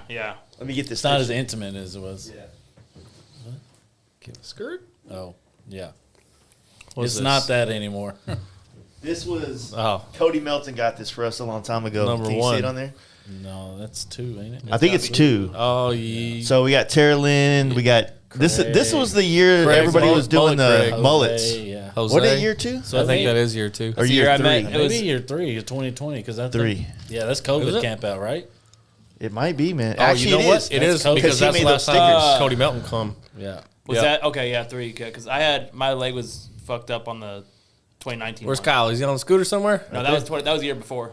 So I see Kyle right here with his Kyle, brown with his Browns. cycles, and there's Joe. There's Jones, It was Wes. Brantley, Ashley. Ashley. I was probably giving Jones a fucking Jacob right biscuit, there to the dude. left. He's getting fucked up. There's Brad. Oh, there's tons of dudes. Yeah. That's the thing. Hey, you know what? And the cool thing about that, right? So say that's year number 3. It is year number 3. Yeah, it is. Almost still camping. almost every one of those people were at the 1 and 2. Yeah. And they've all been Since. at 3, 4, 5, about to be at 6. Like it's these people right here on this sign. I mean, they're like the lifeblood of this thing. They're the core. Oh, RD down there. in the chair, RD. huh? It's Leg kicked up. so much good times. Tucker. But yeah, so this. I mean, we're still camping in the Is that center. Wes behind the fire on the right? Probably Oh yeah, that's when Don't we have were. pants on. That's before we switched sides. Yeah, we used. Yeah, well, this was still when we were camping in the center. This is the year you brought the yurt. Remember that? yurt. Yeah, But he was just so across we the were road. just across Yeah, the yeah. road on the other side. So, and then we all did the other side. Now we're kind of all on that little spot now, which I think is was perfect. When I got engaged. Yeah, That's remember true. that? Yeah, Yeah, Yeah, bro. Yeah, he proposed. Hell yeah. I wonder if that was Thursday night. Because that's when I did it. Maybe You did do it the first night. I didn't did. you? Yeah. May have been. that took some balls, man. That was cool to do. Yeah. I agree. In front of everybody. Yeah. It was a big deal for me, for sure. I got video of it. Do you? Yeah. I've never seen it. The whole thing. The only thing I have is audio. Really? That was on my GoPro. I've never seen anything other than that. Yeah, it was dark, so you Yeah. couldn't see anything with the GoPro, huh? Yeah. Yeah, that was so. I mean, like, you know, we've kind of grown. That's what I was alluding to. That's what I was alluding to just now is about how like it's just impossible to have that like tight center. Now the Yeah. center has to be a congregation situation. Right. And since Adams built that whole pavilion now that they have there, that's now paved. It's epic, dude. So it's all Yeah, paved in Yeah, it yeah, now. It was good. Yeah. Like, And it's all manicured. It's fucking nice. Yeah. It's like now it's a place where we can all kind of come together, and then we can all escape if we need to back to our little tent areas and shit like that. But The mixer last year, I think, was a really good addition to be able to have everybody kind of come together before the the stage presentation, and also give everybody an opportunity to take a look at all the bikes that were there that were not just spread around the campsite too. That was a really great addition for a single night, just because of the group coming together element. Yeah. More than anything, It's right? not like invited shit or nothing. Exactly. Like that. It's like, Yeah. bring your bike up. You got a cool bike, bring it up here. I just love, because at that point, right, you're just seeing people, whether you know them or not, coming into a common space and all showing the appreciation for motorcycles that we all have, and just nerding out on them like we all do. And that's the whole basis of this all, and that's, Thanks, appreciate Dad. you, bud. Thanks, Mom. But that's the basis of this all, right? Is we all are on these fucking machines that, find us Fix his beard. figuring. Boy, need to shave it up. Hey, come on, man. Keep going. We're listening. I'm sorry, John. Sorry. I don't know what I was saying now. Y'all done fucked me up. My bad, dog. I was on this We call the Daddy Brantley kick. call the Moyers motorcycle mixer.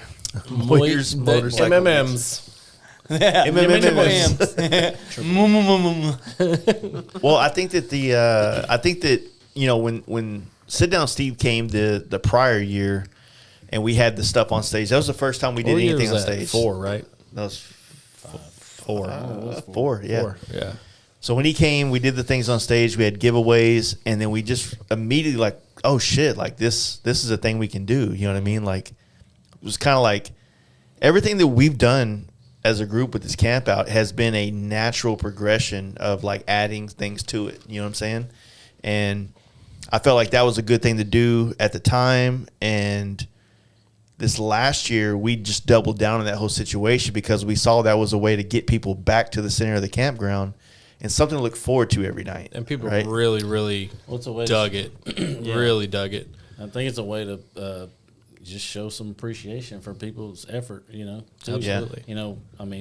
Somebody wins a headset or hell, Who doesn't like going somebody on with won a free shit? Simpson, that stokes people up, Yeah, that gets them pumped. We give away 6 Simpson helmets every year. They're hard to win. They're not hard to win. Just imagine it's like what some people had to do last year to win. Some dude had to get a Friar Tuck haircut and lose his eyebrows. Hey. That dude was like a nurse or something, too. Yeah. He going to work next day. From up north, I want to say like South Dakota or North Dakota or something like that. Oh, that makes perfect sense, right? I forget where he's from. He going to work. He developed alopecia over the weekend. Yeah. Yeah. Oh, my shit fell out, all of it. No, we quickly learned. Even last year, just being on stage, we from Friday night having a shit show on stage, too many people that didn't need to be there, then fixing it Friday or Saturday and having it all work out. Like, we were able to correct and make things happen real quick. And the bike show thing, so many people enjoyed it. And what I enjoyed about it was like getting people to make trophies for it that way. And then what I loved about it was on the fly, we just decided to pick bikes that we actually thought were cool, that had good stories to it, that we weren't looking for the guy that spent the most money. Right. Yeah. Unless, if the guy spent the most money and had a cool story and the bike was cool, then they could win. But That's not what it was all it was about. it was just different, and everybody like picked you're- really cool shit. You know what I'm saying? Feels like your everyman kind of show. Yeah. I love that. That's right, Blue collar James. type shit. Yeah, that was great. That was great. And so this year, like in my opinion, having Big Trouble come out and run the show with like registration and all that stuff, it'll be a little bit bigger and more open to a lot more people with more giveaways and more prizes and more trophies. And we also still have each individual builder or each individual shop. And I can run through the list of the people that are making trophies. We got Hang 'em High again. He did a badass belt buckle last year that I think FXR Mike won. That was one of my favorites. Yeah, that was super dope. It's super cool. Hazmat coming back again, swinging strong. He's going to make another trophy. He did one last year for us. My Machinist, again, obviously. He did a titty in a tent. Yeah, yeah. I thought you did a. Oh, that was something else. Thing. Yeah. Yeah. So it was like It was like a Yeah. machine Yeah. titty. Yeah. That's what it was. Bro, Yeah. that thing was heavy. It was. I remember I tried to hand it off and I almost Them dropped the heavies, baby. motherfucker. It was heavy. We got Thundermax coming back. Millhouse came heavy as fuck last year, strong as hell with us. Outcast Culture's coming on stage to do a trophy, and I think Andy's doing giveaways. Nice. Clean Moto, you know who those guys are? Yeah. They're coming in. They got trophies for us. Screaming Speed and Fabs got trophies for us. No doubt. Forever Rad, Easy Rider Cycles, and RPM Cycles is back again. Come on. Hell yeah. That's for trophies. That's for just people that like they're picking a bike in the Big Trouble Bike Show when we do that on Saturday. So I mean, it's bring your fucking bike. Just like all the bikes in the middle of that motherfucker. It may not be, like I said earlier, it may not be the fanciest bike that wins. And what's cool is like, you know, Big Trouble's got awards for shit like the Me Too bike. You know, like you got a Black Road Glide, we get it. You know what I'm saying? Yeah. Like a lot, like there's a lot of awards that aren't your typical, like you know, baddest bagger, baddest Right, fucking this. It's right. like they're fun, and I think it means more in my opinion. Yeah, for sure. So, and then as far as giveaways, every night we're doing giveaways on stage, except for Thursday. I think we're gonna just use Thursday as like we'll get on stage, we'll talk some shit, have fun, and bring people together. Thursday is the meet and greet. Yeah, it's a meet and greet. So Everybody's showing up. I love that day. It is fun watching everybody roll in. Like we usually get there.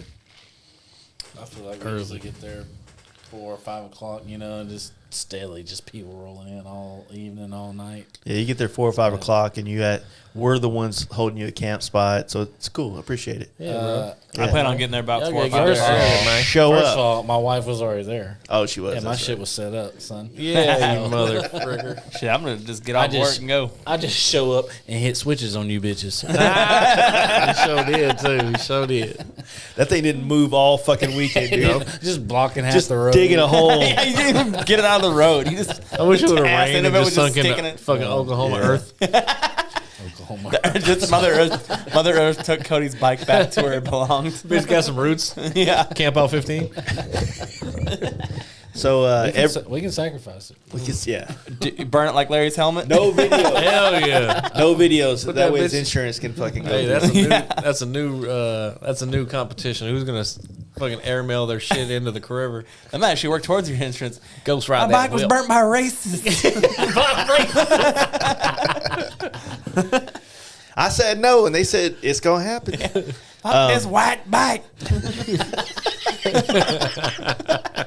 We're burning it. So Friday night and Saturday night, Saturday night after the Big Trouble Bike Show, and Friday night after the club style games, which we're still working on ideas and things for that. But I think we got some fucking solid.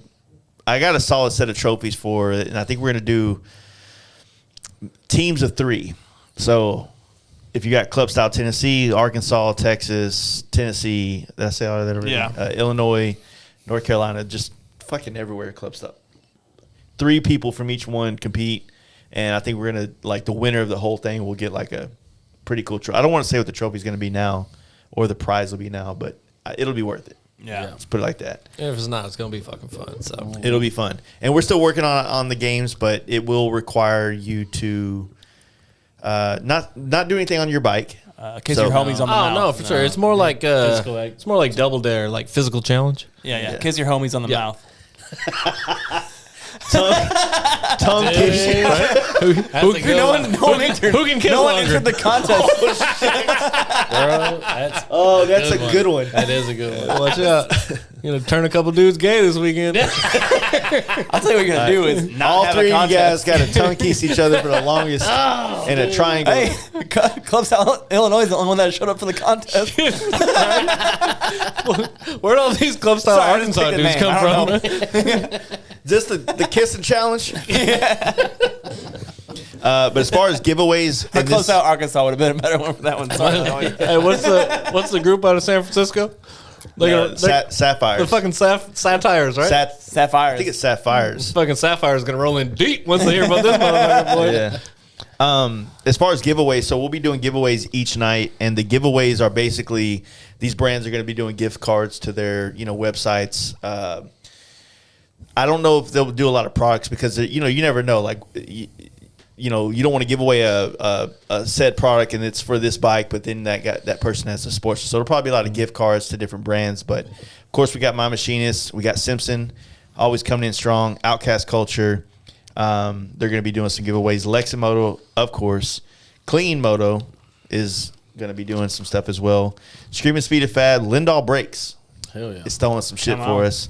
Memphis Shades is coming through to give us some shit. All right. What up? And I know we'll have Thunder Max as well doing some stuff, and that list will grow as we get closer to the camp out. So, Bro, think about that list. Like that's fucking like 60% of what you motherfuckers put on your bikes. Like these are the brand. These are not just like these are not Leather Wallet Joe and fucking like LED Chuck.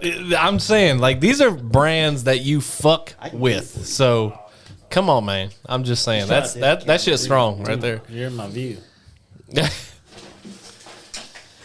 But no, I feel like it's for the brands that want to do giveaways, I feel like it's a good way to organically get your products to people. And if you, dude, I still think, let's just say that you're a brand out of, NorCal, and you just can't bring the fucking make it, right? Mm-hmm. Dude, shoot us some gift cards. We'll fucking give it away, and we'll be talking about it on stage. There'll be videos about all this shit. Like, you're going to get the promotion that you want. Yeah. But, and I think, we're working on Arlen S right now. I think Arlen S is going to do some gift cards as well. Dope. So, it's just and I keep telling people, these brands, it's like, let's just say that we were lucky and we have another 1,000 people show up to this camp out like last year.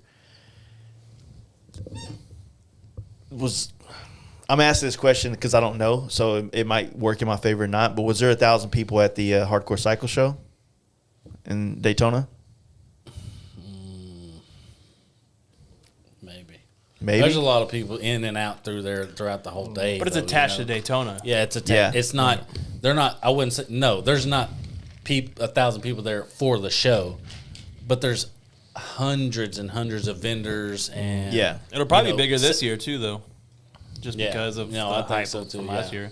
There so probably is 1,000 people there, but they're not there for the show. You know. Yeah, what I'm and saying? like I said, I wasn't trying to downplay that show at all. Right. No. But what I'm saying is like we have this campground where these people are hyper focused, and you have this ability to come be a biker brand at a place where we don't charge vendors, and we don't want you to be a vendor. We want you to be a brand there. Yeah. Right? Come there, bring your bikes. If you want to put a little banner up that says Arlen S or put a banner up that says whatever, I'm fucking dope. I'm down for that. Hell yeah. I just don't want you to sit behind a table and try to sell people shit. I want you to interact with people. Right. Because a lot of these people, right, they just for their campsite or whatever, they're setting up the 10x10 pop up or whatever they have, like they own. And if you own one, right, your RPM Designs or something, the one that you own, it has your fucking logo on it. All right, so what? That's cool, but. If you look at kind of a good thing because then they can find you and come talk to you. Yes. Yeah. And you look at that list of brands, right? These are not just brands that y'all buy the stuff and put on your machines, but these are also brands that are they are part of the fabric of this community. They are people that 100% support events just like this, right? They have been to and a part of Campout almost since inception, right? Gradually Clean adding Moto. I'm telling you. Those guys have been coming since feels like day one almost. I dig it, man. I really do dig it because whether you acknowledge it or not, there is a connectivity there that you can't fake. You cannot fake it. And to be able to have that connectivity with if it's 1,000 people again, or if it's more or less or whatever it might be, that's 1,000 customers in a sense. That's 1,000 people that. So here's the difference between say a show at a big rally or something like that. So you go to this show and it's a show, it's an event, and it's there for I don't fucking know 4 hours or 6 hours, right? And then everybody leaves and they go to wherever they go. Well, guess what happens at the end of the mixer, the bike show, or whatever at Campout, right? Then it's just done. Oh yeah, and then that motherfucker's just sitting over there having a beer with you, or that motherfucker's over there having some tacos, or what? Everybody stays there. You know what I'm saying?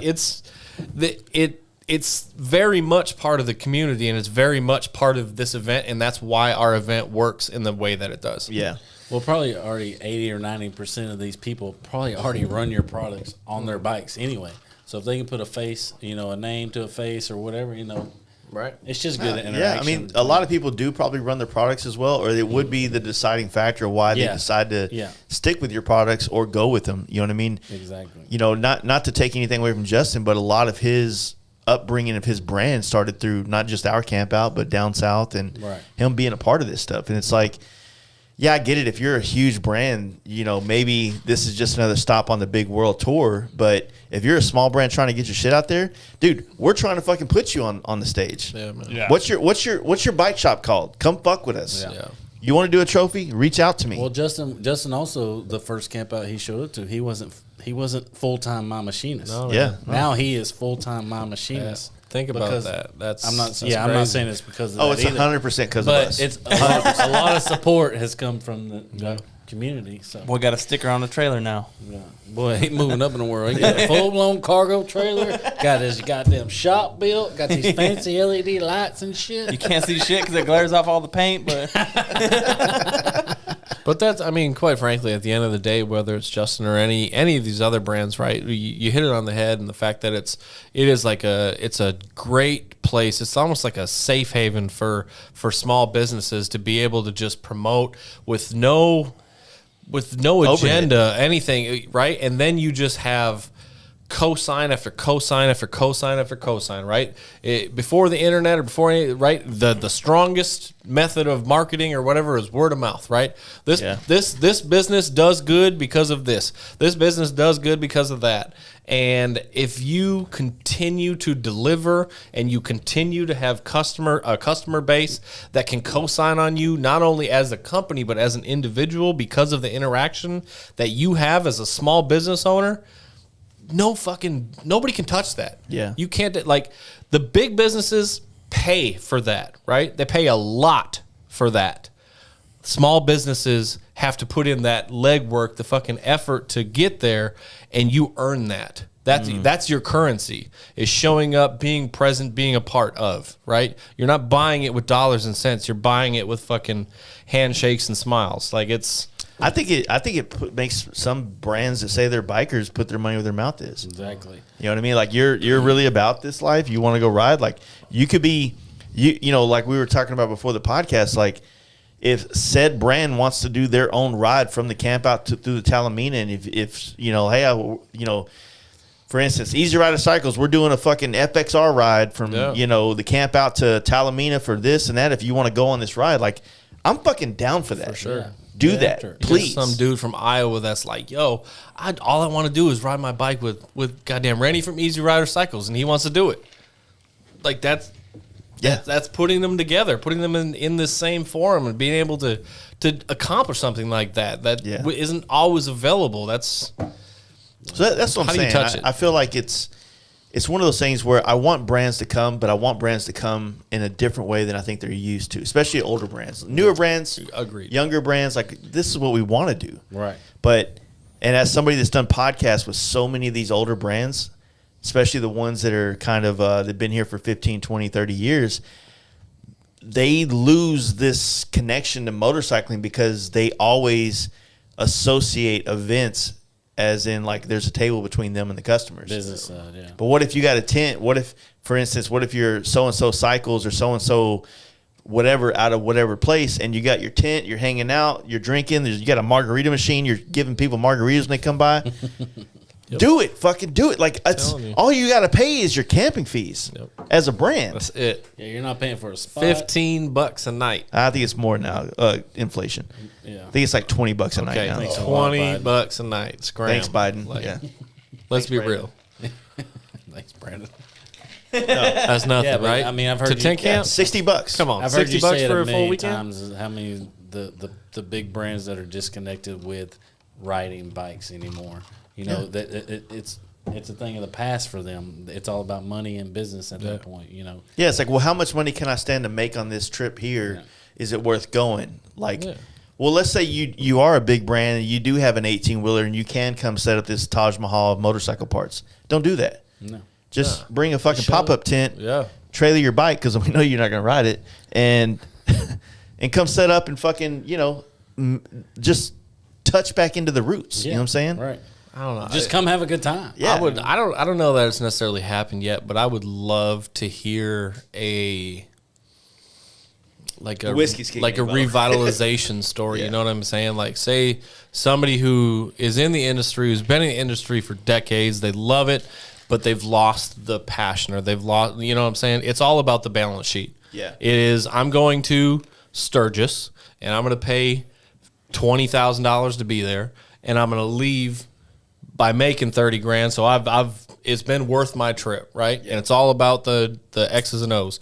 And there hasn't been the riding element. You know, I would love to see that kind of like rediscovery story from someone at some point to say, I just got on my bike, I threw a 10 on my bike, I haven't done it in 15 years, and I paid $60, and I had one of the greatest weekends I've had in some time. Name one of the big companies that sets up at Daytona or Sturgis or Laconia or any of that ride there.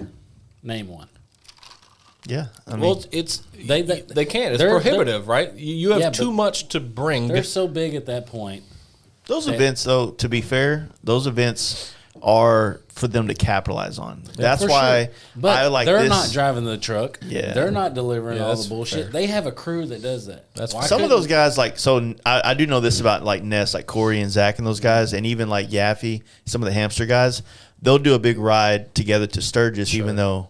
But see, at the same time, like Ness is connected with JP Cycles, so they set up within JP Cycles of Sturgis, Yeah. and so they don't have to have this big rig going to these places. So I do agree to that 100%. But I just feel like what should happen, or what should be kind of a thought, is like, just, you know, it's a good opportunity to enjoy something that we've built as friends and group, like our friends group and our world, and be doing these podcasts and all this shit over the last 5 years. We've been able to build an opportunity for people, and a lot of people have come in and enjoyed it and found friends and found connections and grown that on their own terms and their own ways, right? There's been events that's been spawned from our Campout, you know, like Down South Campout and Rennie's Campout, and I'm sure there's probably some other ones we don't even know about it, right? And I'm stoked about that.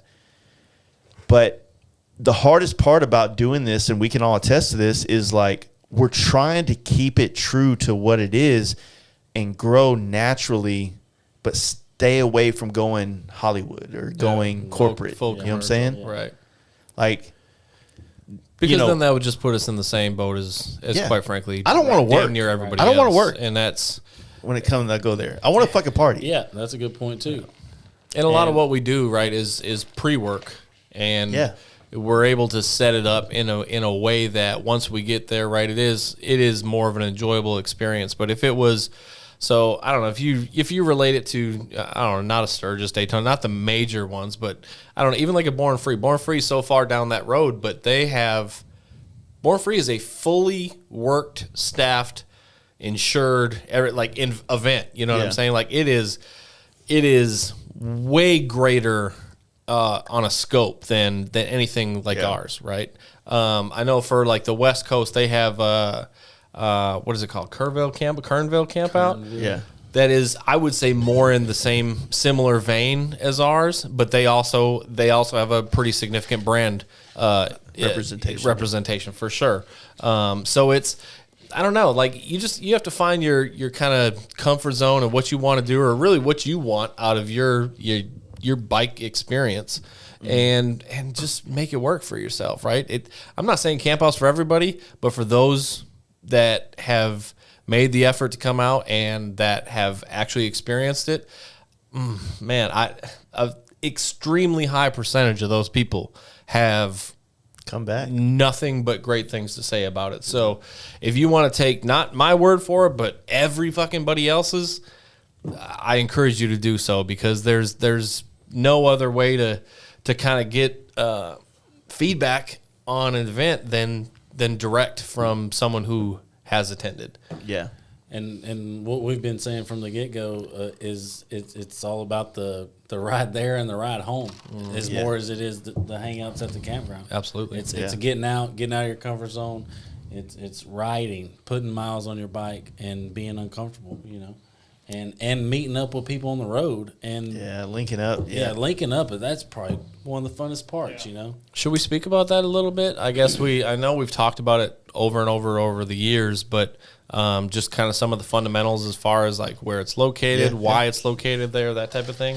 When do y'all want to touch that? I'll touch some of it, and you can pick up where I dropped the ball. I would say that first off, there's a lot of history as to why we picked that place, and some of it all spawns from this podcast. We did a podcast with Giselle, who is a Floridian. She's out of Orlando area. Mm-hmm. She was a chick riding an FXR cross country, living on her bike, and started doing some work for Adam Sandoval. We actually started fucking with Sandoval 2 months after he bought the campground, right? She linked us up. Brand new. We all went down there as a group of friends just to do like it's the only year I haven't been to Sturgis, which I kicked myself in the ass for this, but also we have this Campout now, so it's kind of like the trade-off, right? So Sandoval did a Sturgis party before he left for Sturgis, and we all came down and camped, and I did my first podcast with Adam. And at first, I would say that this whole Campout situation was kind of I wouldn't call it mindless, but it wasn't like what's turned into and how well of a placement and what's come of it. Like we planned that from the beginning. I think that was happenstance. It just took place later on. Organic growth. Organic. We had a great opportunity to go do a camp out or to create this situation there. And ultimately the goal was always to recreate the part of Giddy Up that I love the most. And you got to experience that. I know Kyle did. You were riding big wheels. I don't know what the fuck you were doing. So, It's fucking bitches. Is what I was doing. So Giddy Up, Hey. Giddy Up was an amazing event that really changed my life as far as what I want to experience out of motorcycle shows, events, travels, and whatnot. And I wanted to try to capture, as Jaden would say, God rest his soul. He's probably shitting himself right now. What Jaden would always say is there was lightning in a bottle. There was something about the way the Giddy Up situation that I was just I was just so obsessed with it. Like I loved it. You got your camp, but then you're like, you know what, let's go fucking walk around and see what everybody else is doing. And then you go to somebody else's camp and like, yo, what up, man? Come here, get a beer. Let's, where you from? Like there was this Southern hospitality, complete openness. Everybody's like, everybody there is a biker. So everybody's like down. And I was like, yeah, I want to just take that and put it this, but I want it to be full of like our type of bikes. I mean, 5 years ago, performance motorcycles, our style performance motorcycles, not, everybody else's. Infancy at that It was point. infancy, Yeah. right? There wasn't, there was the trend was sweeping the country, but it was still new. Like every event we would go to was either chopper related or big wheel bagger related. Mm-hmm. So this camp out became like a place where our style of bikes were the show. It was the main attraction, if you will. And the place where it's at, like I said, I wouldn't say that this was planned by design or up front, but we're from Texas. But the thing was like for us to really find the things in Texas to really. If you're going to ride to Texas, you need to ride to these other areas. And those other areas, right, wherever you're coming from, are 500, 600 miles into Texas. So if you're coming from Boston, we got some homies from Boston that come every year. If you're coming from Boston, you get to Texarkana, you're like, fuck, we're in Texas. But we're down in Fredericksburg. You got a half day ride. Bro, you can make it back to Virginia before you can get to this. Exactly. It's crazy. So it's like, the Oklahoma spot became a deal where it's like, this isn't about Texas. The Fast Life Campout is not about Texas. It's about getting people to ride bikes. Hopefully, if their bike is down, drive. We're all fucking good with that. Catch just a plane show ticket. up. Fucking just come. We have people flying all the time. Like, just show the fuck up. That's all that matters. But if you are in a good position where you can ride your bike, we're trying to be in a position where you can come to a place where there's good riding. Not a lot of cops, so you can hopefully get away with everything but murder. Maybe murder, depending on how things go. We got a river. God damn. And, it's like when you get to Arkansas, which is another, great state for riding. If you're coming from the east or northeast, then you get a lot of great riding as you come into the place. If you're going from west, you got to cross no man's land, a couple of them to get to here. But if you come through Colorado, it's beautiful. Yeah. So there's like, we wanted to be in an acceptable place, and unfortunately, like if you go too much further east from where this camp out is, then you get in the plains, and there's no trees, there's not a lot of coverage for, bad weather, things like that. Like we're in a valley, West, right? you mean? West, that's right. My bad. See where I drop off. Yeah. So we're in a valley at the Cave River. It's down below, so we will get rain. You will get rained on this trip. Probably. Deal with it. Man. Grow up. Don't buy a rain suit. Be a man. This fucking guy. I was like, soggy bottom boys over here. Well, it's a great point. But one thing I missed earlier, touching on it's all about the riding aspect. I think, is it Wheelo doing a trip off of the Campout? Yeah. So him and his wife. You could do a 4 or 5 day trip before you even get to the Campout. Like you can make a whole adventure out of this thing. Like that could just be a stop on your trip. You know? Man. And it's gonna be a great stop because there's gonna be plenty of people there. It's like when we did our first trip and we made Born Free a part of our trip. Yeah, yeah, exactly. You know what I mean? We made the FXR Jam East Coast part of our trip. Yes, yeah, exactly. We made I feel like we've done tons of things as a part of our trip. Sturgis, part of our trip. Yeah. That was just a 4 or 5 day part of our trip, and we went another 10 days after that. Yeah. We left there and did another 10 days of riding. Just make it your own thing. Make it whatever you want it to be. Whatever you want it to be.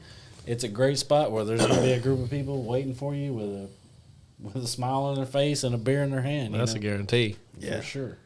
So with that also being said, wait, you got any more to add to that? No, go ahead. So we do have I don't know what this looks like yet. So this could be a shit show or it could be a fucking blessing in disguise. But we had a traveling bar reach out to us to want to set up a bar at the Campout. Now this bar is a liquor bar. A liquor bar, right? And I think that they might have beer. I'm not sure. I bet they will. I don't know how much. I don't have a lot of details. I'm sure they will. All I asked, probably will. and this is probably gonna get hate for this. All I asked was that the bartenders were women. So I don't know. Hopefully that's not offending any of the guys out I'm there. offended. You should be. I want a man with titties. He, she, they. Yeah. So no, we do have a bar that's going to be there that'll be in the center area. So that let's say that you do, your campsite is far and you run out of beers or whatever, and you want to grab something. One, yeah, there are food trucks. You can still have your own beer. You don't have to buy from this bar. Like you can do your own thing. Right. It's just a convenient situation if you're hanging out in the middle. Right. So it's a social aspect. Providing more amenities that are not related to. And I don't want to just like branding Craig. everything. I did not steal this from you. I was never going to bring it on the table. They reached out to me and offered it. So fuck you, Craig. Love you, Craig. He's in the chat. He's in the chat. Yeah. Nope. No, but I mean, at the base of this, or the basis of this event, right, is moto camping, right? So for those who just simply pack up a bike with whatever they can carry and put themselves on the road to go find themselves in the woods for however many days, and like amenities be damned, right? The more things that can be provided to folks like that, right? These are not the people who live, say, where we live, right? And we're bringing our trucks up and shit like that to help provide amenity, right? It's the people that come 1,000 miles or whatever from wherever they're coming from, right? Bruce and is riding all from they fucking have, Washington. But that's what I'm saying. I mean, right? So we got Washington, we got fucking Denver Jones too. I think he's coming. Dude, I feel like we need to have him fucking crab and huckleberry pies ready. Come on. But that's what I'm saying. So if they show up with nothing but the clothes on their fucking back, their motorcycle in a tent, the best thing that we can do is have some food, some options for alcohol, some options for fucking refreshment. So you know what I'm saying? Less about. that they have to worry about, and that just makes it easier on them. And that's because at the root of it, that's what this is. Adam sells beer in the front office or whatever. Like that probably is a big stress reliever for a lot of guys coming in. Yeah. They got all their shit packed on their bike. Maybe they don't want to leave the campground for the weekend. They want to roll in with everything they fucking want. I don't think I'm leaving the campground this year. I mean, with the exception of going to Chuck's last year, we didn't leave last year. The year before, not a whole lot. I mean, but that's the thing. But we've been much more hosty in a sense than like the early years, right? The early years was a lot more freeform, and you're talking like sub 500 people. Yeah. But as we exceeded that, it's a lot, man. It's a lot in a short period of time to be able to kind of spend your time and spread it around the best that you can. Yeah. And make some folks that have come from whatever distance like feel I don't know, welcome, valued, whatever it is, and kind of like at home, just like we do, right? We feel very much at home when we go there, and it's because it's been our home for going on 6 campouts now, and that's been a blessing. But it's not that for everybody, right? It might be your first or second or, whatever it may be. Yeah. But if you're able to make that connection with someone, especially on their first, right? You make the connection with someone on their first, and it will not be their last, right? That's what has been a proven thing for Joey. So when he was walking around in his his fucking underwear with his little pecker hanging out. You come out and you've got that connection, and but just because of that connection, you're coming back and you're bringing more. And we've talked about that before. Yeah, I mean that's exactly what's happened. I mean, first impressions at the campout has made a lot of people. I wouldn't say it's made them. It's just put them on the radar in a sense, and not like my radar, but just the radar of everybody there. Everybody, yeah. You know if you what I have mean? any kind of good personality, or you're just open to a good time, you're gonna have a good time, and you're gonna meet people that that you probably never would have met anywhere else. You're not gonna meet them in Sturgis when there's a million people walking around. Yeah, I think that's one thing a lot of people have a hard time with is like. Especially the years that we would all camp at Day's End, and we would tell people like, "Hey, we're going to camp here," and then people are like, "Well, we're going to camp over here, and we'll just come hang out with you." It's like it's not that easy. You have to camp there. Yeah. You have to camp there. Like you just can't get into campgrounds. Right. So it's like that's a good point, and that's something we've said before. It's like the camp out is like the big hoopla, but the small connections, as opposed to like Daytona. I'm sure it's the same way. I haven't been in a few years, but. There's a lot going on, but how can you be everywhere at once? Can't link everybody together. And at the camp out, you can be everywhere at once, essentially. Right. So, I don't know. You ain't got nowhere else to be. Like, you're there. Yeah, so I haven't even started the shirts, and I'm about to go on the road. So, camp out shirts will take place. I don't know what kind of depth they're going to happen. Craig said, after the bar thing, he said, bike show, bar, T-shirts too? First off, hey Craig. First off, fuck you because we started the bike show, dude. You better get a DJ. Yeah. Hey, dude, that shit was fucking. Hey, you better have one leg too. How is he gonna claim the bike show when we started the bike show and then Big Trouble even said like I had such a good time at the Fast Life Campout bike show that I wanted to make bike shows. Hey Craig, it worked. You fired him up. How can Craig say anything when he came to the campout and said, "Hell yeah, brother"? We fucking baptized this motherfucker in T-bar fucking fire, and he goes back to Florida and says, "Hey, I got a great fucking new idea. I'm gonna start a camp out." I don't think that was the deal. That's exactly what happened. No, I'm just saying. I don't think that's what he showed up with ape hangers. I don't think he meant that in the fucking wind, bro. And a gold chain. Hey, Craig got them all riled up, boy. It's mission accomplished. He's sitting in his truck. Hats too, bitch. What about a patch? Yeah. He's sitting in his truck in Canada right now in the snow. Yeah. You think he's got two TVs? He's watching us and jerking off on the other TV? Yeah, he's probably jerking off in your face right now on that TV. Fuck you, got Jace. Him. Hats too. No, I'm not gonna do camp out hats. No, I don't. That shit's gay. That's next year. Keep it simple. No, it's like you don't want to. I don't want to work, man. Like Craig turns into like a little fucking woman at his camp out. Craig wants everybody to have the best time. He is. Give Craig some credit. He Craig, does. Credit Craig. He goes out of his way to make good sure credit, everybody's Craig. having a good time. And don't get me wrong, like you of course you want that. And when you're able to kind of everybody's within arm's reach, you can kind of facilitate that. Yeah. When it becomes like ours is where there's no more arm's reach. They're way past that, right? we can no longer facilitate or guarantee a great time for everyone, right? Yeah. It is up to you to make that happen. We can provide venue, opportunities, events, or opportunities to actually participate in stuff. Great. It's still up to the individual to make that choice, whether they want to be involved or not. But, I mean, I guess that's the difference between like the early days when, you know, everybody could be around one campfire. Yeah. Versus now it's it's still one big campfire, but Yeah. it's hard to. there's a lot of campfires now. Yeah. Yeah. But I mean, Little villages all around the whole kind of place. works out though. You know, some people It works just wanna great. chill out in the back a little bit. Yeah, you don't great. have to do all this shit. You know what I mean? Yeah. You can kind of come out there and just do your own thing and A lot go of people fishing to come and in, they'll shit like mingle a that. little bit, go back out, come in and mingle, go back out. Yep. Like, it works great. Well, it works great for us as well that it's not like, so Craig is just Craig, right? Yeah. For us, it's a team event. Yeah. And it's really a, you know, whether you're coming in and you're meeting, you know, Kyle or J-Dog or Jace or Cody B or fucking anybody, right? It's not just on Craig. You know, there's not a line waiting for Craig to be like, came here to meet you. Let's have a meaningful conversation and interaction now. Like, I'm waiting. That's why I come here. It's tough to do, man. You can't schedule importance. It has to come naturally, and it has to come like there's no guarantee as to when that's going to happen. It just has to happen. Yeah. You know? I like how Craig crashed my Key West party last year. He wasn't even invited. Look, hey, Craig, look, he's still fired up. Fucking got his ass. He owns Key West now.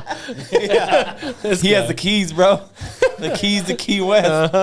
Key West Campout. Me and 3 dudes. That whole time he was just stewing. Right? Craig come. I fucking love Craig. Set me up again, Mike. He's the best.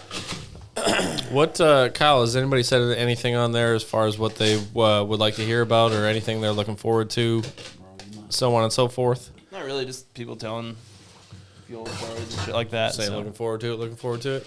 pretty much. Gotcha. Here, I'll go get it out of the cooler. My state, motherfucker. That's what Craig said. He's missing the biggest event ever in his own state. Hey, because he's a working man, dude. Dude, You gotta hold that course. make that money. Yeah, you gotta hold Make that course. money. That's how it works. That's how it works. Oh man. Fuck Daytona. No, just Nah, kidding. Daytona. It's a good time. Daytona this year. Daytona, what does that mean? I don't know. That's the like Sturgis. Sturgis and Daytona. And another thing, Craig. Oh, here he Oh, comes. shit. Hey, Shit. coming back, Craig. That On. goes from up the Wait for stairwell. it. Wait Here he for comes. Wait for it. it. He's gonna come in like a. for He was it. thinking about it and everything. Here he comes. Here's some more knowledge. No. Hit him with that. Craig is a beautiful human being, and Florida's better than that. That is true. Thanks, sir. Now, this isn't talking shit. Y'all need some ice? Just grab some out of there. It would be nice.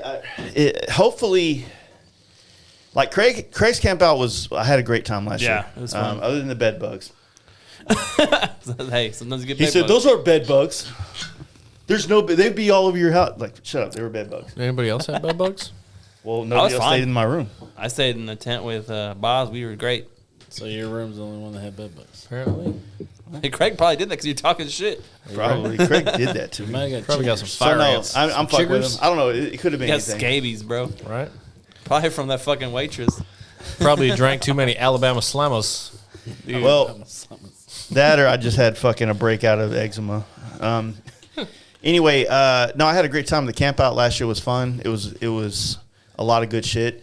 But it's kind of like what I was talking about before the camp or before this podcast is like, you know, these events need to be places where people can bring their ideas to help like grow it and do other things. And you know, by him having the Big Trouble Bike Show there it brought another element of fun to that camp out.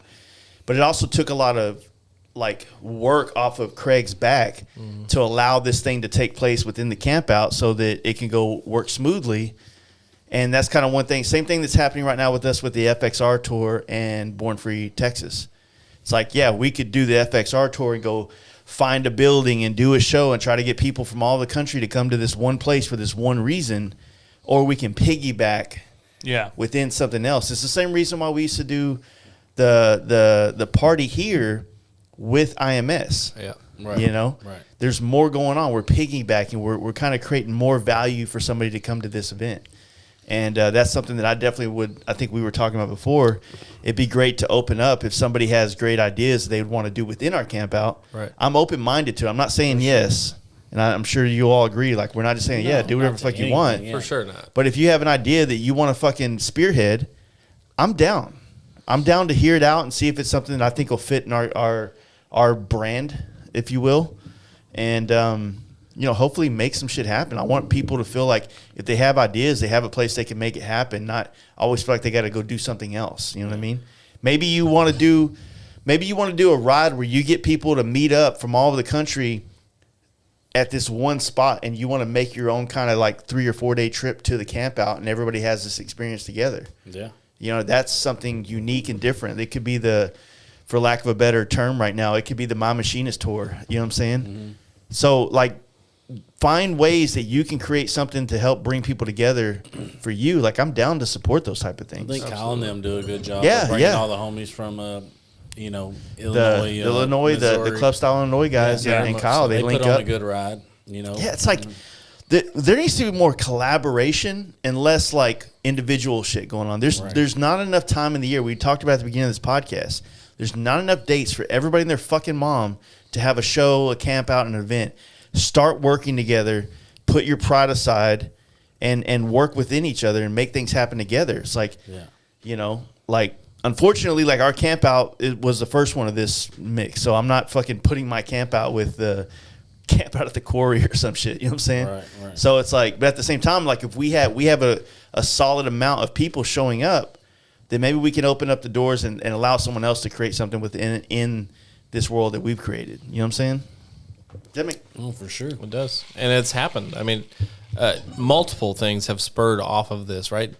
To the point where we've been doing this now long enough where there's been things that have come off of our event and have fizzled in that same period of time. Like there's no perfect formula for this. You know what I'm saying? We should charge Craig royalties. Right. Absolutely. Like a franchise fee? Yeah. I think franchise fees. Right, because we're the original camp out people ever. Nobody else has ever done it. All that. Here's the thing. I love it for what it is for us. It came to us at a perfect time in a lot of our lives, quite frankly.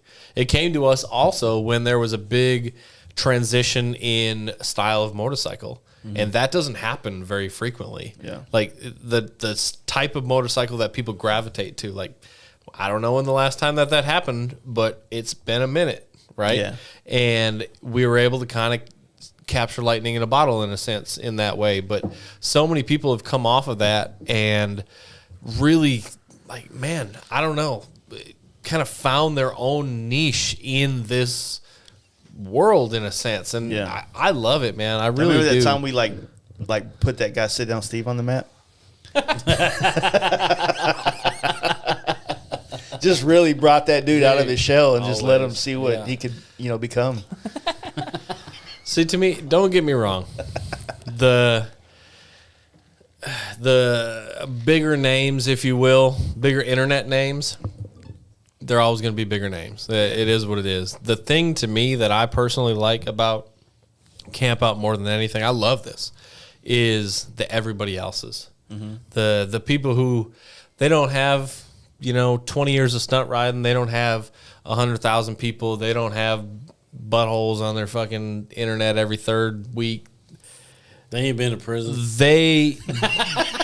But this means so much more to them, right? Yeah. Because this is their one thing, or maybe their two things that they do all year round versus like somebody, say Steve. Steve's a great guy, but that's one of fucking 19 things this dude does, right? Yeah. His calendar's full of these motherfucking things, full of them. So The people I really love and appreciate when it comes to these things is that The PNNs. the people that this Yes, is their one exactly. thing, right? The cast from Ohio, right? The Mikes and the Jesses and the people from North Carolina that are coming out, like the people that ultimately we get a connection with, and it's there and it's direct. Yeah. And because of that, they come back. Like this is on their fucking calendar, regardless, because of what it means to them. Right. Not just because it's another event, because there's events that endlessly happen, but it's because it's their event of choice. That's why, like, I've always thought, like, it makes, like, are you the kind of person that, like, decides to go to a place because there's so-and-so there? Like, that, to me, that's, like, not a good reason to that's how most But it people get happens. started. It 100% happens. Yeah. I'm going to go here because Carrie fucking Hart's going to be there. Yeah. I'm going to go here because whatever, the monster stunt show's happening. Fast They Life fucking Chase do is that gonna be shit. there. They do that shit, That dude's right? famous, right? 100% they do that shit. Famous as fuck. But that to me is it's almost like low hanging fruit in a sense. The stuff that we do is more. I don't want to say underground, but it kind of is. It's is. like like you're discovering the music artist before they're the fucking top 100 artist. Well- they're kind of doing the mixtape shit. I don't know. Like it feels way more intimate than going to a Carrie Hart meet and greet. I think you I've know what said I mean? it before too. Like big names like that, you're just not going to get the same conversation No. with those type people as you are. Everybody standing around a campfire or the stage or whatever, and you're elbowing. Yep. Oh, what's up, man? Well, I'll follow you. Or maybe to help people that get into that position, like myself, like I find myself in places where I'm around somebody where I feel like it's an opportunity to make myself known, right? It's a weird place. Like I hate being in this place. I hate feeling like, oh shit, like that's so-and-so over there and I need them to know who I am. And it's weird, right? It's weird. Like Yeah. how do I go talk to them, or how do I at that point, just that point, like when I'm thinking I need them to know who I am, it's already a fucked relationship. Yeah, it's already weird. Because I'm already leveraging this in some kind of form or fashion. It's not based on the fact that I truly want to know this person. It's like I want to know them because I want this out of the relationship. Yeah. And so I have to constantly remind myself, like, that's cool. It would be nice to know that person. It'd be cool to, whatever. But how do I talk to them? Do I go up there? Is that your business mind, Yeah. you think? Or is that Oh, it is. It's my hustle mind. And then Right. there's like this more like, I guess the other, just the opposite of it, where it's like, I would like to know this man as a person, Right. or woman, or whatever And the have case an may agenda be. behind it. Yeah, I don't want it to be like some kind of loaded like falsehood on my reason why I'm trying to do it. So I understand how when people get around, not just myself, but maybe a Sit Down Steve or Steve Chamberlain or Forever Rat or Big Trouble even, or you guys or anybody, Jaden, Kyle, your jive ass honky. Oh my God, you got a big dick. got a big Kyle's something over there down smiling. Got a big Goddamn something right. down there. It's either a bag You of ain't seen it, nickels but or you got a big something. But the nice thing about it too, and I think this is where it Nice differs, sock right? grapes down there. This is where it differs. Is everybody that comes to our camp out, to our event, comes by choice because they want to be there as an individual, right? When you talk about those really giant things, the Sturgis shows or the Daytona shows or whatever, a lot of those are paid appearances by individuals. And if you haven't figured it out already, like, pro tip, the authenticity is not exactly there when somebody's getting paid I got to a shake great your idea. fucking hand. You know what I mean? Like, if we were to pay somebody because they're fancy and they're famous or whatever to show up for a few hours, you cannot tell me that interaction that you would have with that individual would be the same as the person that you're hanging out with, sleeping in the fucking dirt next to. Like, the authenticity is gone at that point. Thursday night, we need to put a lone chair on the stage. And anybody that feels like they need to have a meet and greet for themselves, it's right there, buddy. That's so fucking stupid. Hey, there's a lot of TikTok stars out there, man. Get the fuck out. Get fucked. That's all I gotta say. Just saying, like, what if, I mean, if I there's thought two, then we can fucking put another chair up I there. heard Cosby's getting back into comedy. Oh, hell Cosby? yeah. I Bill What if we Cosby? get him to headline the camp out? yeah, Bro, I would love a Bill Cosby show. I tell you what, bro. What's That your rooms motherfucker's and your rams? funny. If Bill Cosby showed up, he would shut that motherfucker down. I know the girls That would be hilarious. The girls would leave. I think they'd come Can I get a drink? involuntarily. Fuck no, motherfucker. Go home. Where's Theo, bitch? I you know, that's one of those weird things because I'm not in that position yet where brands have asked me to do any of those kind of like, hey, you want to do a meet and greet? I find it to be, I find it, I'm not someone that's on that level yet, or maybe will never be at that. You know what I mean? But the people that reach out before or that I know that do it, it's kind of a weird place. Like I know that 2 Lane Life does it. And But I'm they're not good at it too. I'm not saying that it's a bad thing. I just don't. I find it to be. I feel like I'm always in a place where I'm approachable. So I don't need to be in a position where I'm. You know what I mean? Is it just me You're though? not the most easy approachable guy. Is it just me though? Is like What do I do If wrong? I'm being honest, How'd you get around here then? well, What'd you do? Fucking reach around me or some shit? no. Bought a $7,000 paint job on a bagger? Fuck me right now. No, I just- I got like, 3,500 of it. The one we're gonna burn next year. You're gonna sacrifice. turn that bitch into a boat. Yeah. I just feel like fame in motorcycling might be one of the most comical things ever. Because when it really comes down to it, like if you're actually into motorcycling, you're not just a profiteer, right? Mm-hmm. Kind of the root of that has nothing to do with it's almost anti-fame. It's almost anti-everything else, right? The real world glorifies these quote unquote stars, right? Stars in this world are whatever because they were in, I don't know, a movie Right. or they know an athlete singer. or, you know, whatever it is, right? So society glorifies them. So to say that we have quote unquote famous people in motorcycling for a type of life that is supposed to just be the every man, right? The freedom that lies within anybody and everybody, right? To say somebody's better than or whatever. So- I understand being an industry specific brand, right? That's something. But as an individual, like what he said TikTok, right? Like get all the way. That's internet fucking facade fake bullshit to me. Yeah. So I don't disagree at all.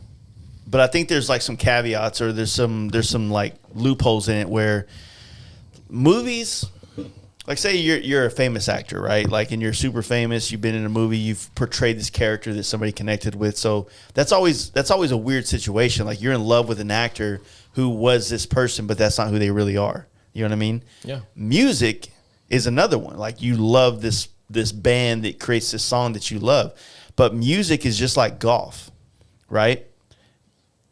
In the regards that you can go buy all the shit and try your hardest to get to that level, right? You can go buy the guitars. There's a Guitar Center in every city. There's a guitar on sale in every fucking in every pawn shop. It's something that like is designed for you to try to capture that experience for yourself, and maybe you can excel to that level, right? It's a much bigger world though. A lot more people are into music and considering trying music than even riding motorcycles. Yeah, most definitely. Right. But then you got motorcycling, right? Where, you know, some people casually do it. Some people, it's their fucking identity. It's my identity. You know what I mean? And at some point, like, I don't think that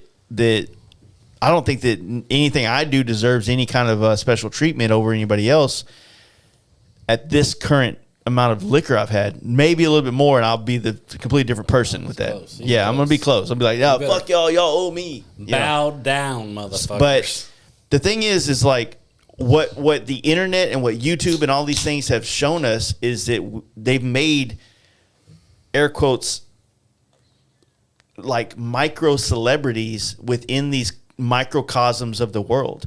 Your carpenters or your IG home TV people that become famous because they were on a TV show. These people aren't stars. They don't have a skill. They They just like, oh, I fucking put wood together really nice, and everybody fucking loves them for it, or they're good on camera. It's the same thing with us. Some of us can put bikes together, paint bikes, and some of us are better on camera, and we do better in that world. Is it autograph worthy? Fuck no. But at the same time, I'll take a Billy Lane autograph all day long. I'll take a Jesse James autograph because all you day long. respect them, though. It's Exactly. more of a perspective of how you look at that person than it is if they're really famous. The or thing, not, you know? the thing that I think James might be alluding to, and I'm also in agreement with, is that at no point ever in my career as a motorcyclist am I ever above what we do on this Campout. Am I above any of the things that we all do as motorcyclists? Right, when I become above doing what a biker does, then I'm not a fucking biker anymore. And I'm not, this isn't like, I'm not connected anymore. I don't deserve a praise from another motorcyclist at that point. Right. So I think that's kind of like maybe my drunken like retort to that situation, but I don't think that, I think fame's just it's a dumb thing to chase. And we actually, the podcast I did with Sandoval, we talked about that.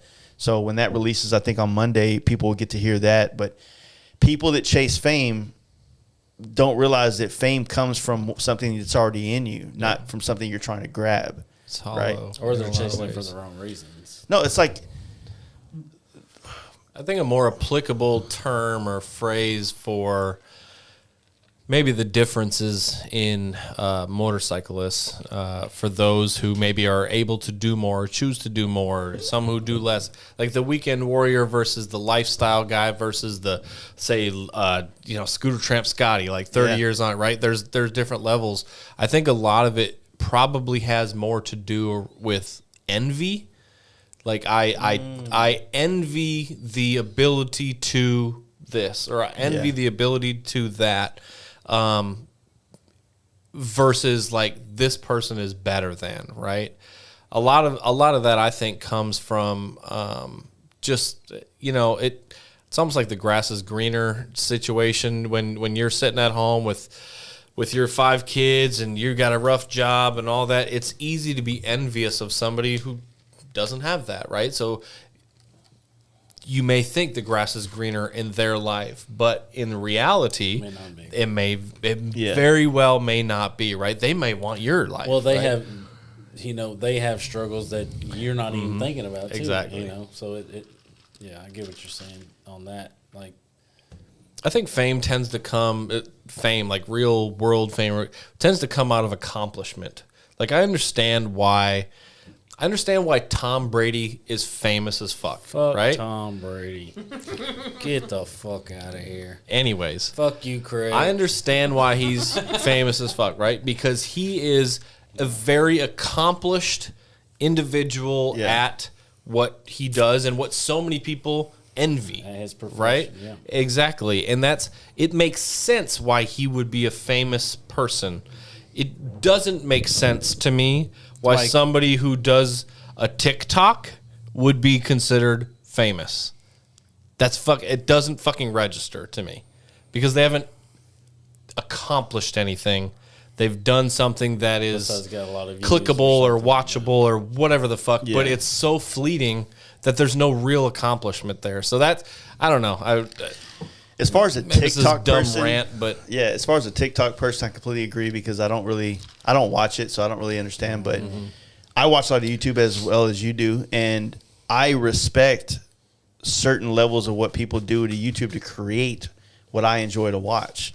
So, for me as a photographer, like your Peter McKinnon or some of these other people that I've watched tons and tons of videos on and gain insight or some kind of value from, whether it's just watching them do what they do or actually tutorials or something. Like I don't know if that I put them on the level of like they're famous and whatnot, but what is fame? Like what is it? Like what is fame? Like what the fuck is it? It is a weird situation, right? Because at some point, like it depending on how you measure it or where you call it fame and just call it notoriety, or that dude has a lot of homies. Like where do those lines blur and become to each other?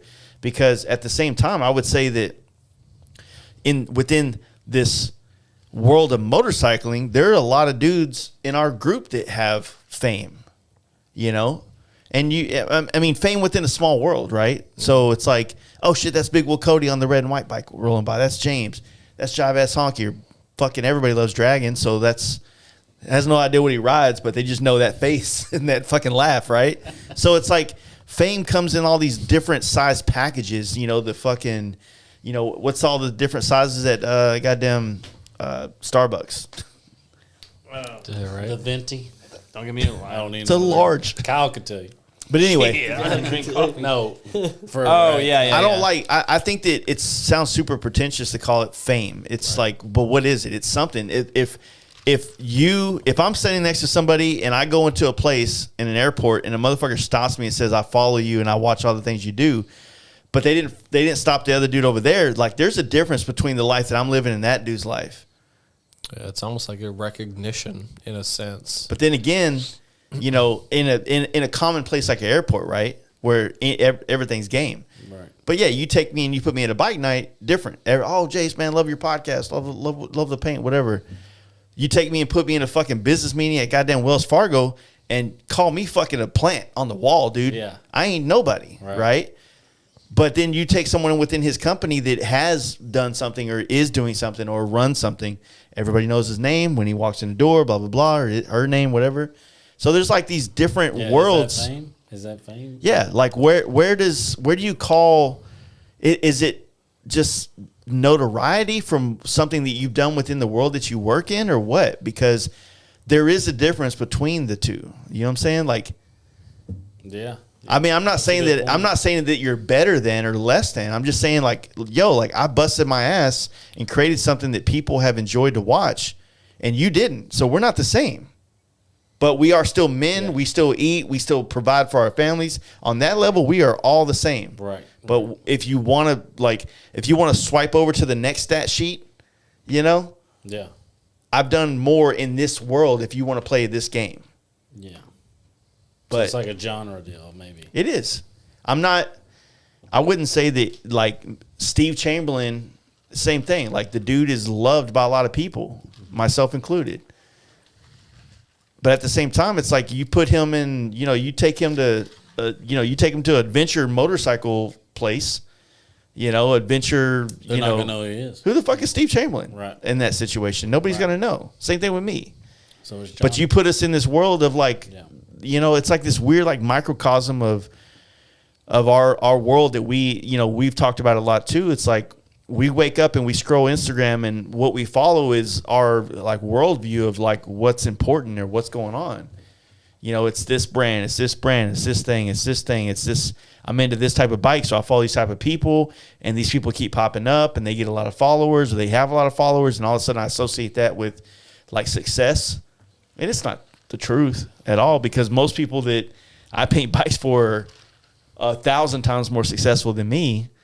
You know, people in this room are more And successful they than don't me, have 100%. no followers. You know, like none. Well, like you said, you know, the very, very successful people that you paint for, or we do work for, nobody knows their fucking name.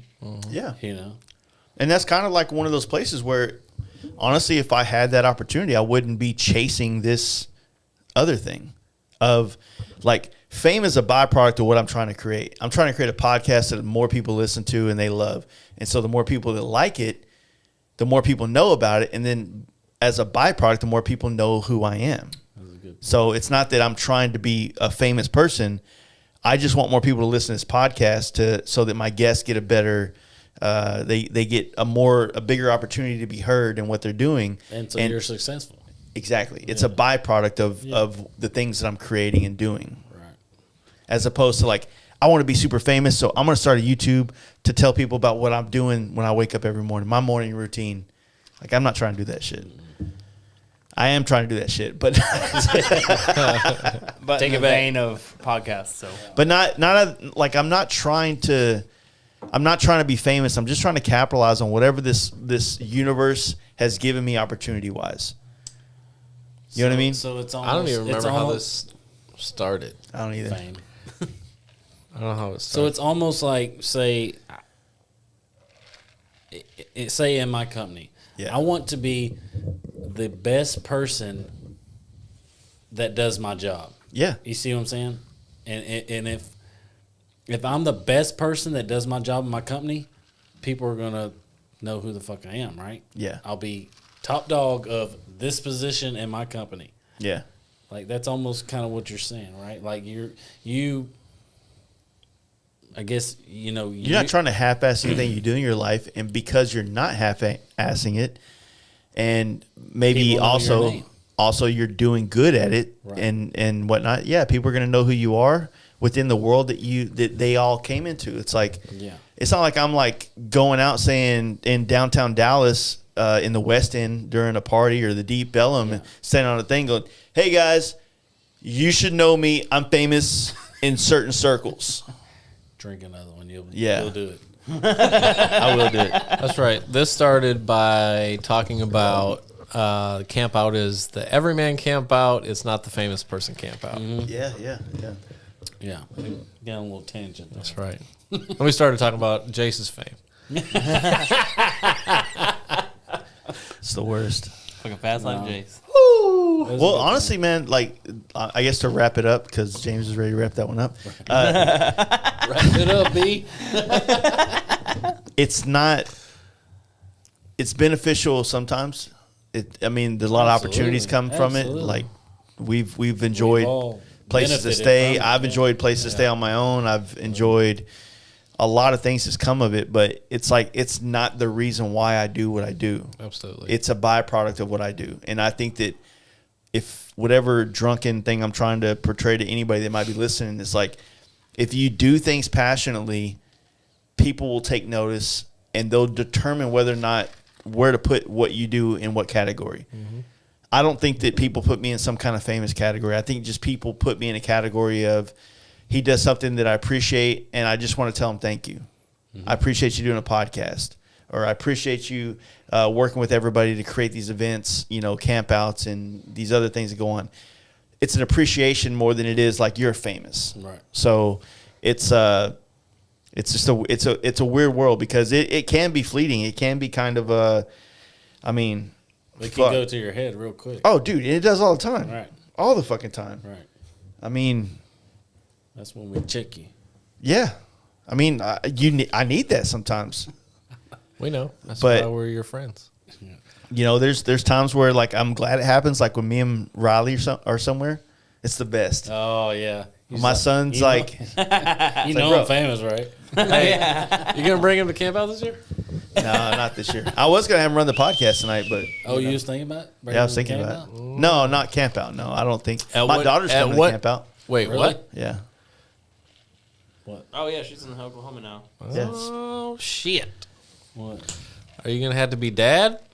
Are you gonna be the fucking? Dude, she's grown. She's got her boyfriend with her. Well, that don't mean nothing. I know. She needs to Like watch That out. don't mean nothing. I'm telling you, you might, you might have to be dad. If my daughter can come, drunk dad Jace. Hey, stop talking my daughter. nah, So he fuck gets that. all country? My daughter drove me home here one night because I got so fucked up at a COVID party we had. You were there at it. One of the early COVID parties we had, right when everything got shut down. I was still driving that Lexus around. Talking about here? Here, yeah. Yeah. And my daughter, she wasn't 21 yet, but she was drinking MD 2020. Justin gave me that. Buy this woman some better drinks. Oh yeah. I went to at the end of or at the beginning of January. Once I got back from my trip to Iowa, we went up to Oklahoma to celebrate her 21st birthday. Mm-hmm. And she's a fruity drink person right now. She get hasn't that. quite, which I'm Fruity good drinks with. are easy to drink Yeah, stay with it, stick with it. until you drink a lot of them. Yeah, Your gut hurts. and you realize like And your gut's bigger. sugar.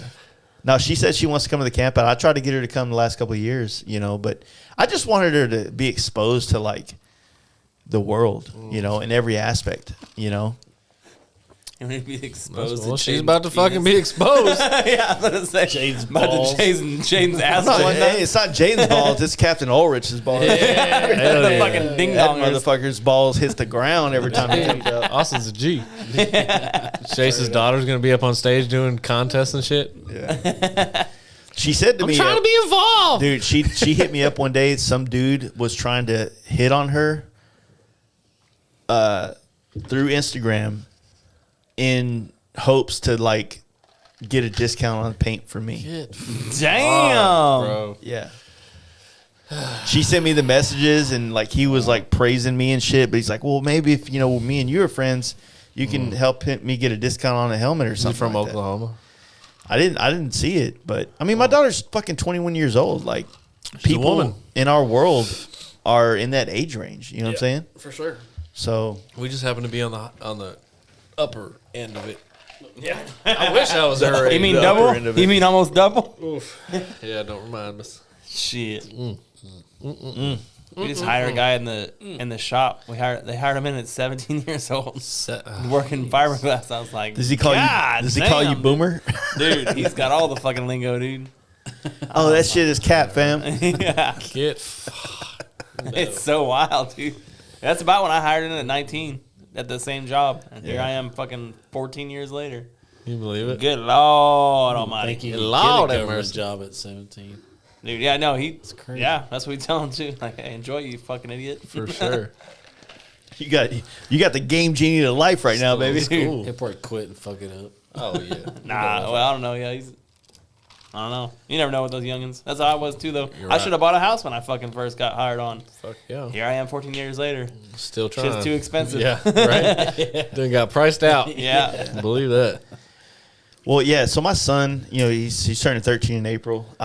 I think that at some point he'll want to come to camp, and I think that the older he gets, the more he's going to lean into like Too early. Yeah. my world. I mean, Jesse was here earlier, and Jesse was showing him shit on the guitar. So, he's going to realize really quick that a lot of things that he likes or he will Crossover. like as a young man, Yeah. like daddy's got you. You know what I'm saying? Like I got it. You want to be.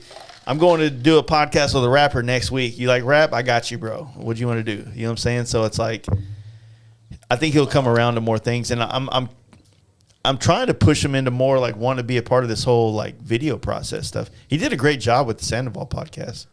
Like, He's running the camera. yeah, he was because he was like, I was like, hey, pay attention. Right.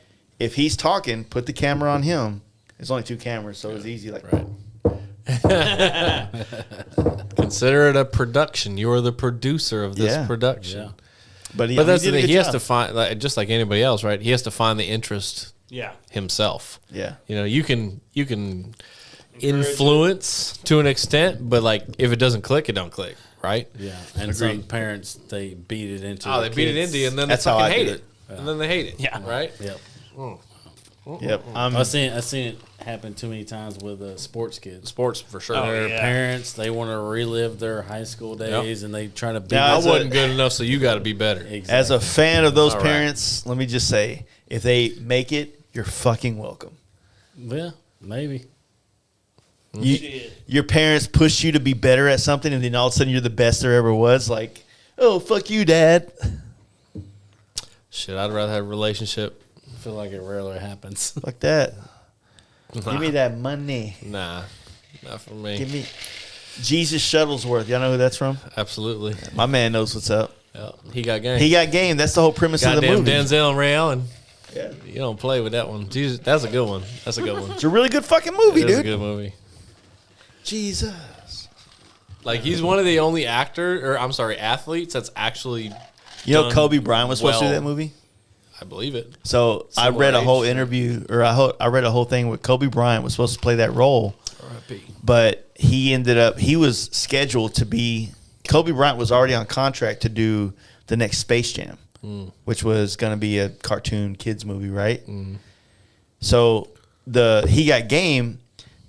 Ray Allen's like fucking going to these colleges to test out, and he's like fucking getting like threesomes and shit with chicks, and it's all visible and showing. The game's Yeah, cold. Or I'm sorry, the movie's cold. it's a good. fucking fire ass. It's a fucking Denzel movie. Regardless of the athlete that's in it, Yeah. Denzel don't take just It's like script. pre fucking Training Day Denzel, It's good. It's but good. he had a Training Day vibe in that movie. and love that's it. it's like the gangsterest fucking like character name ever. Jesus Shuttleworth. Come on, bro. Just a cold ass name. Sounds like a fake ass name. They're so white. They've never Cold seen ass. black people until they were 13. That's all right. Mama, look, what is that? I do what? There goes one. Them those things you was talking about. That boy burnt. I thought I was gonna be in trouble. Bacon burnt. You fucking got it on that one. Oh man. Well, what else we got? Uh, Anything? well, I think we kind of leaned in heavy on the guilt tripping people into the camp out, but at the same time, honestly, of all the things that we do all year long, it's hands down the thing Top. I look the most forward to. Same. I get to experience it with my wife, and I know all your old ladies come, so it's like something that's not.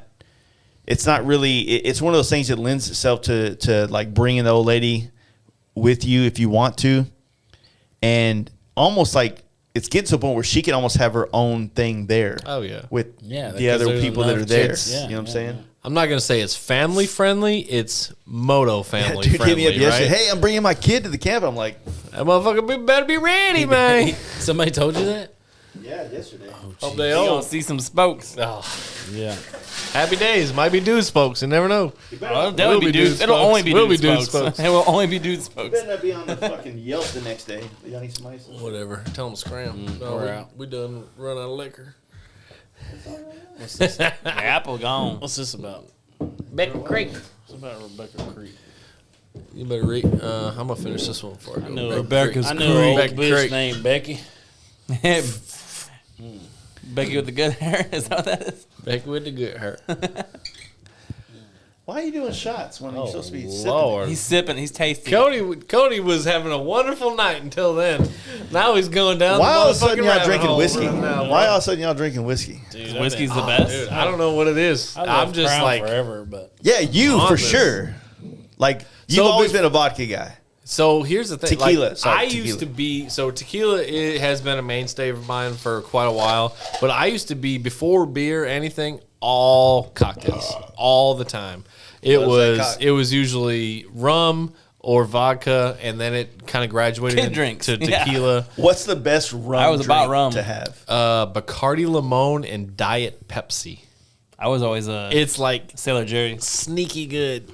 Sneaky good. Yeah. I don't know what like that was my drink when I was in my Rum. like early 20s. I could drink Cap- rum straight. Captain Morgan private stock. I could drink It's the rum best straight. probably. Yeah. Okay. So, and that's the thing. Like, that was before maybe leveled up to like fancier rums or anything. Like, that was like college rum, and that thing fucked Malibu? for a lot. No. Well, Malibu. So Malibu is like coconut based, right?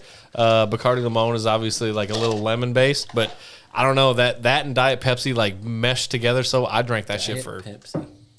years. I hadn't had a Pepsi in But that was like I said, early 20 20s. years. Early It 20s. shit hits hard though. When Pepsi, You the Now we're Reebok. now we're over here drinking what? We get it, you're poor. Sprite Zero. We're drinking sodas with no sugars. Bro, no sugar. Y'all still doing sodas. See, I don't like bubble water at all. I don't water. That's what it is. I don't like carbonated water. Bubbly. I don't need I That's love that bad. shit, dude. Brittany drinks no that, and that's flavor. It's just I don't When know. you get older, you have to let the flavor go and enjoy the fucking burn. just enjoyed. Yeah. You just drink the drinks like rain. Drink the fruity drinks, and you're good to go. I feel like, would y'all say that y'all have gone through, like, y'all go through phases of, like the alcohol, like, is calling your name kind of Absolutely. situation? oh yeah, Absolutely. all the time, yeah. I've been in this old-fashioned kick where I want old-fashions. Dude, Yeah. me too. For real? Good. Yep, I've been heavy. It's a on tasty old drink, fashioned. man. If I go to, it seems like you have to go to like a fancier type bar to get an old do. fashioned, a good one. At least Yeah, made a well. legit one. Yeah. And me and BA went out Tuesday night. This little place downtown Longview. Chili's. Yeah, yeah. Applebee's. Bubba's Big Deck. But Yeah. but they had an old fashioned, and she was like, I'm not good enough to pick my Yeah. liquor though. Yeah. Like I'm not that good. With whiskeys and stuff So like I was that? like, "Can I get y'all make an old fashioned?" Yeah, whiskey. And I was like, she was like, "Well, what kind of liquor you want?" I was like, "I don't know. What do you Whatever the recommend?" bartender Yeah. pours." I said, "Whatever the bartender pours." And she like turned a little iPad deal around. She's like scrolling like this. She's like, "There's 40 that you can choose from." I'm like, Well, I don't know what none of those are. I'll take a beer Any, then. any, mini, mighty, mo, bitch. So I was Fuck like, Yeah, it out. Michelob Ultra. pick one. Pick one. Well, I think that's kind of like to add a little bit of fun or a little bit of curiosity into drinking. Is it like going down the whiskey fucking barrel of like options? It's like, you know, everybody would like tell you their shit. Like, and it's almost like it's a valued opinion. It's a valued opinion on my end because it's like, I think a homie brought Chivas. It's a Scotch. That's funny you said that. 2 of the Campout, and then I drank it over the last year, and I was like, that Blue Label Scotch has been here for almost a year now, and it has not got drunk yet. And everybody's always talking about one day. Last time You did drink it. You take a swig. It's Blue Label. I was like, hey. Why Everybody says Blue Label, but like I know Mark is too busy partying right now to listen to this podcast, but I don't find a taste to it. That's his shit. That's his shit. Yeah. I don't fucking like it. Tastes fine. We have That's the thing. Whiskey, So, but here's the thing, like that's a perfect example, right? Taste fine to me is not a justifiable experience for the price tag. I think I need it to be like, yeah, but you're not amazing for this price. Right. You're Yeah. drinking versus whiskey this though. price. You're not drinking fruity drinks. And so that's my it's point. like But that's my point. you have Like, to be in a fit. Like it's the same with like cigars. Like at first you're like, man, this shit's fucking. Why do people like this? But once you smoke enough, you're like, okay. Like you hit one that's like gives you a nice good little buzz. It's not too harsh or whatever. And it's like, It's just like butt plugs. hey, same shit, dude. You know, you gotta start To each small. their own. To each Start their small and get bigger. You gotta fucking just I don't know. Once you acquire a taste, like I never liked IPAs, but Here we once I started drinking, I drink a few of them, dude. Go back to I see why California. you like them, dude. Like there's, Because you're gay. hey, whatever, dude. I'm just saying, like it's an acquired taste. I don't like coffee, Yeah. So this, but if I drink enough fucking coffee, I'm gonna fucking like coffee. You're probably right. And So you're gonna find there was a different, time I never the liked different beer things you either. like. this may. Bro. I think there was everybody. I think had a time like maybe in high school where you did like, not oof. like beer. Yeah, Right? it's an acquired exactly. taste. Did you always like beer? No, I didn't. I like green apple pucker. That's why I was on Dude, cocktails. Green Apple Pucker was the shit, dude. What do you I say? was Exactly. fucking- First thing I drank. I avoided a beer at all costs. I was fucking Smirnoffs, Zimas, My Card Lemonade. Like that was my shit in high school because I fucking hated beer. Sound like Craig.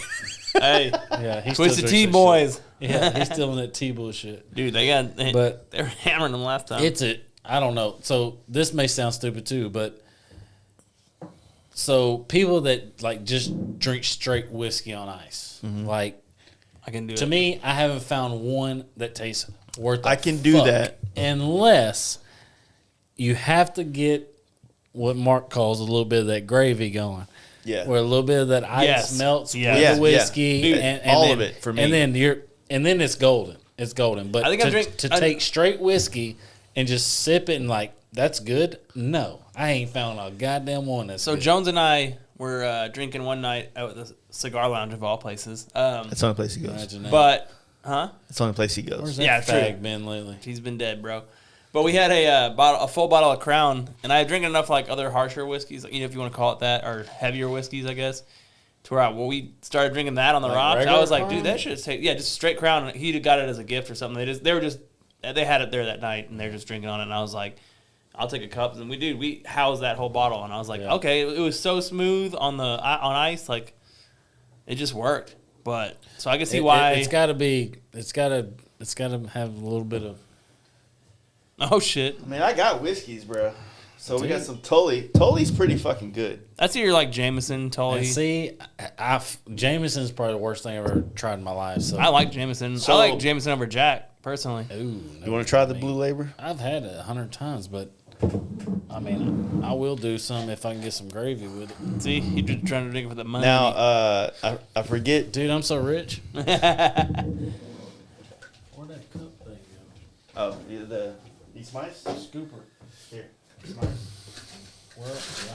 They do. Oh, God. We just got done talking about how nobody was drinking it. Now you gonna drink it? Well, you got to get the gravy though.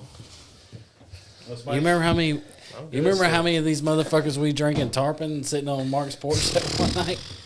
Jesus, That was a great night. That was a good There's nothing We more drank than I a lot love. of those in New York too. I thought we were We drinking took shots of this. And it was not that good. Fucking Blue not Label? New York, Yeah, remember we bought that for Mark, his wedding. That was, That's Baltimore. right. Yeah, Baltimore. Oh, yeah. okay. Yeah. Yeah. Yeah. We took shots of it hot, and that shit was terrible. Well, So bad. we tried to be fancy. See, I don't even know how much to pour. Look, I got this Pendleton Rye Canadian dry whiskey or rye whiskey, aged 12 years. Haven't tried it yet.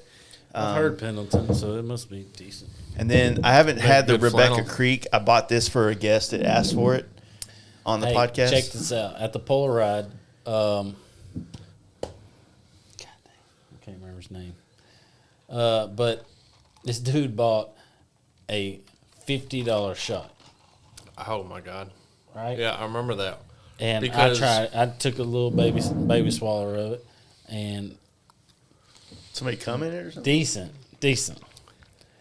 Jake comes behind him and buys a $175 shot. And I tried that, and it was worse than the $50 shot. bro. So I'm like, what the fuck? Who pays that for like that Irish pub that?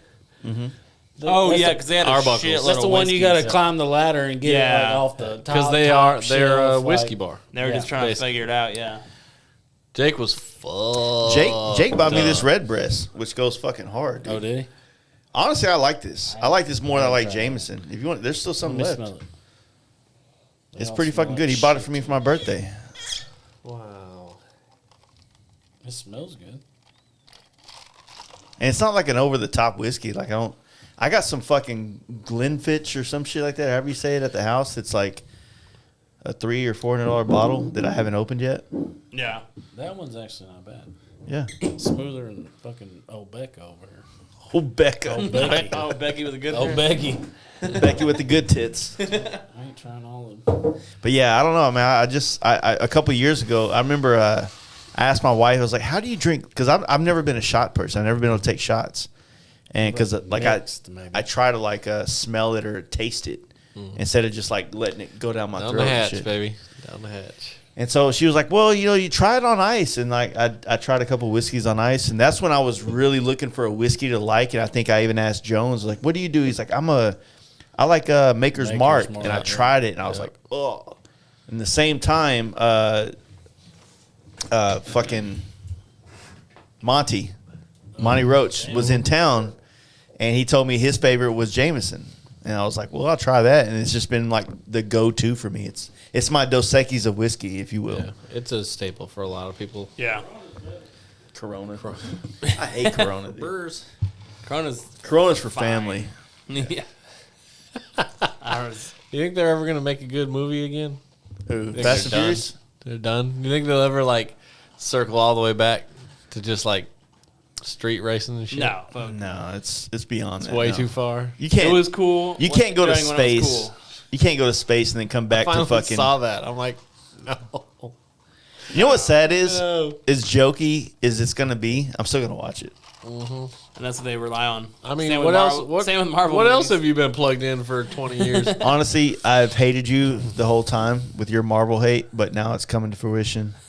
Marvel's turned into like this joke of a fucking brand. It is what it is, man. Like bad. I just it sucks for them because like they had some cool shit, man. But I used to be a big Spider-Man fan as a kid. If you follow like they call it the Infinity Stone saga from like the first Iron Man to Endgame, honestly, cinematic history, like amazing, right? 10-year span, everything leads into this. Then you watch Endgame, and it's just like fucking like holy shit! Like you can watch Endgame right now without watching those movies and not really get it. You watch all the movies, you watch that movie, you're like, fuck, this was amazing. Now the shit they're doing, it's like every fucking superhero is a fucking young child woman chick. Like it's unbelievable. Don't assume when they're products. There's just too many of them at this point, quite frankly. Let's replace all the males Yeah. with teenage girls as the superheroes, and you're not supposed to. say you miss like A black guy with a a mustache. year or something like that. It's almost to the point where you don't even know where to pick up or restart or come back in because there is a sequential order, but it's really fucking tough to figure out. You got to look it up Yeah, to really know which was I when. feel and like I crave more like original stories right now, like original something I don't know, something I Absolutely. don't Instead of regurgitated, fourth time telling this story with different characters and different actors. It's completely agree. There's not a lot of original ideas. Yeah. Right? What was the box office hit?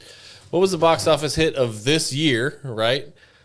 Top Gun. Top Gun. Exactly, which was remake. a fucking 20-something, 30-year-old movie that they decided to rewrite Because they can't come up. because it can't come up with nothing else. It was a wonderful movie. It was really fucking good. I right? watched.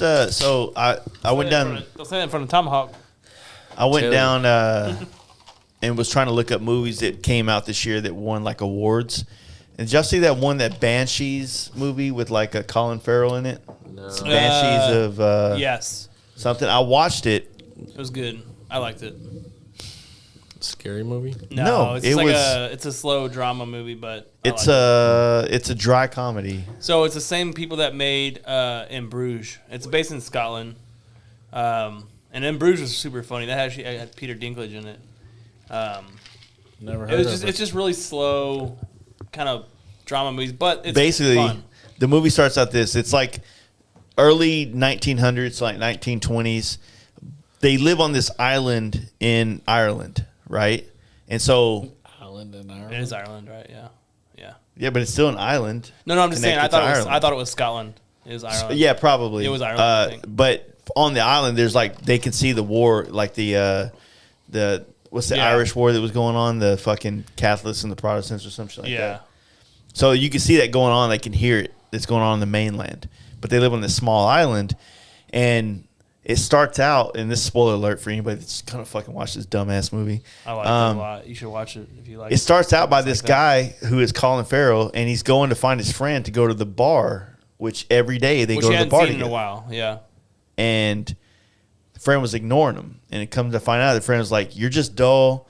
If I keep hanging out with you every night at the bar, I'm never going to accomplish anything in life." And so the whole premise of this fucking movie for the whole time is like this one guy trying to figure out why his friend won't talk to him anymore, and the other friend trying to tell him to go away in such a harsh manner that it's like the other guy, spoiler alert, every time the guy comes around and tries to talk to him, he cuts one of his fingers off.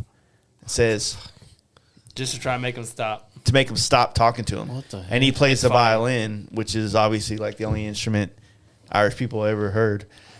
Hey, I loved it. I thought it was a great movie. I'm not saying it was a bad movie, but I was like expecting a little bit more. But that's because I watch Marvel movies. I was hoping Iron Man would come Yeah, you in. can go watch some boom pow retard movies, or you can watch something with a little bit of fucking substance to it. The substance to it was. It is slow though. If you don't hurt, like yeah. slow movies, you won't like it. I will say that. I don't know how else to Fast Life Campout 6. Huh? Yeah, right. Hey, Yeah, I don't know how else to describe it other than like there's basically no such thing as like box office movies anymore. There's a Tom Hanks They're all movie about just a robot that I didn't even know about streamers. it until now. Yeah, Finch? I've seen it. It's on Finch. Apple. It's on Apple. It's only on Apple, and I was like, good? "What the fuck?" I haven't watched it. I got it. He queued has up. a series It of looked kinda movies on funny. Apple only. Well, I watched The Greyhound. That was pretty fun. Yeah. And they got a new one coming out about another World War II movie Y'all got as well. way too much goddamn time on your hands. All right. fucking All right. Dickhead McGee out here in East Texas, like they do so much out there I just don't understand how y'all watch all these movies. because we don't sit because there. we're And, cultured. what are you doing? East Texas swine. I don't know. It's usually like bedtime shit, boredom. Yeah, that's exactly what it is. Cody goes to too. the bar when he's bored. No, we I watch a don't go- movie. I don't go to the bar Monday through Monday through Tuesday. Tuesday. Hey, you know what's funny? I watch movies and do that, so I you don't can catch get it. up. Well, yeah, you watch movies all day at work. No, I podcast. I can't watch it. Shit. Yeah, same. Acting like he don't. What else we got? Acting like he What don't else sit we in a got? truck all day. Oh, not anymore. You don't sit in the truck Yeah, anymore. that's fine. Yeah. So I mean, camp out. Should Like we I button said, up? yeah, we can start buttoning it up. Camp out is How long we went? April 20. 2.5 hours. 8 through the. What is it? 27th through the 30th. Yes. So Thursday through Sunday. Yeah. April 27th through the 30th. okay. Bike night the 25th and pre-party the 26th if you're inclined. That's right. So like to regurgitate again, if people, this is a community aspect. Like people come to the camp out, like reach out, put it out there, make a post, tag myself and any of these guys here, Jaden especially, and whatnot. If you're coming from a certain area and you want to find people to link up with, like as it gets closer, make those posts, make those connections. Yeah. I'm not gonna sit here and fucking like bring two people together, but if you can make a post and tag me and say you're coming from here, and I can reshare it, and somebody else can see it and connect with you, You can link up. Yeah. we can do that. I encourage that because that makes the trip, the journey, and the journey home so much more fun, and it will change your fucking life straight up. It really will. Y'all tell Jeremy Hinston from North Carolina. Yeah, he needs to come on. to quit being a little bitch and ride his bike to He the needs to come camp. on. Yeah. And you have like a bunch of babies and shit now, No, He's got one. He's got a baby. but it's like old enough to eat and shit Yeah, by itself, he right? takes I mean, all it's himself. old enough to stay with his wife. I guess He's all working out. supposedly she's coming too. Well, there you go. Then they can both come. They got He's on grandparents. he's on the fence. Just tell Wait, him. she's gonna come, So but he's Shake's on the down fence. to come, but he's on the fence. Well, Skip if your Leave his ass at Jeremy, home to come watch the on, baby. man. dude, if he comes, she has to come because she has his balls in his purse. I didn't say that. That was Cody Brantley. Cody Brantley. But you should come, Jeremy. My for man sure. needs to get his balls together. I want him to come. I mean, No, I do too. I For love sure. that dude. He's a good time. And He was I awesome. think he'll enjoy the fuck out of it. I bet he'll never forget fucking Virginia City. Oh. Or not Virginia City, Virginia Beach. Sorry. Yeah, Virginia Yeah. Beach. Different side of the country. Virginia Beach. That was a good night. Yeah. What I remember. Yeah. Tell him that trailer that's parked in his yard. You just pack that thing up and come on. Yeah. Yeah. No, just ride your bike. Be a That man. too. That too. Are y'all excited about our big trip? Yeah, that's a whole other podcast. Yeah, I'm all the way yeah, excited about yeah, that yeah. one. That is another podcast. Like you So said, there's like you a- said earlier, the most days we've ever. Bro. So the Joplin situation, like the whole spot Oh my we had God. talked about, there's now a bunch of people making plans to meet us there on that Friday, and then ride with us to Hot Springs. Yeah, Jake Here. talked to us about that. All Yeah. right. It's gonna be a good time. I think it Now, will. I'm about to that's drop right. the Speed Dealer podcast comes out tomorrow at like 9 a.m. The video, and I have a little bit of footage of being in that spot that he's remodeling. That's yeah. the remodel is supposed to be done like a couple weeks before we show up, and it's like we'll be the people to Grand opening. fuck it up. Papa's cherry. That'd be badass. It's I'm dope. looking man. forward to that for sure on that first trip. Second trip is Florida again, dude. Seriously. I don't know what we're gonna do about that. But We're gonna have big fun. Yeah. Like we do. Might be more of we our own do. little thing. No, it'll be good. and then anybody turn around trying to go to down south after that, it's like 2 months later. Not even 2 months, a month month. and a half. Yeah. Yeah, I'm just gonna do it on a different bike. That way, it feels like a different There journey. you go. There you go. That's the way to do it. My goal is to ride the FXR Tour build-off bike to the down south. That'll be dope. So hopefully, Hopefully that happens. yeah, hopefully. That's possible. Yeah, it's debatable. It's gonna make debatable. it or not. But it's gonna have a twin cam, dude. It's not gonna Exactly. be a fucking Evo Schme. There's not one That's Evo twin in the cam? I thought that was entire. M8. No, that's everybody else has money. say what? No. What'd you say? Did you say you're doing that motor down there? Yeah, it's twin cam. Twin I cam. thought it was an M8. No, I wish. Oh shit! Wish I can afford that type of shit. I don't have Justin money. It's been sitting there that long. Is he doing it, mate? Yeah, he's doing an M8. Probably fucking seeds. Mate. Where's the what's the donor bike he's getting that out of? Which one? Oh no, he bought Jake's old motor from his Oh, 114. that makes sense. Yeah, That'll be dope. yeah, it's gonna be fun. Whole another Just steal Corey's bike. topic. Still it? Yes. Still Corey's bike. It's my bike. I'm the captain now. I'm the captain now. Anyway, no, Fast Life Campout, like straight up. Hopefully, a lot of people show up. Bring your old lady. No matter what terms you guys are on, either she's gonna find a new man, you can find a new chick. We'll make it happen, Or you fall in love and get married right there. or you rekindle Do your the damn relationship. thing. If anybody wants to get married at the camp out, I will become a ordained minister. I'll take the classes. like I'll to see that fucking do happen. it. Yeah. that might be a thing. I want to be fucking married by Big Will Cody. Hey, We can make it happen. I might could make that happen. Praise Jesus. Hey, What?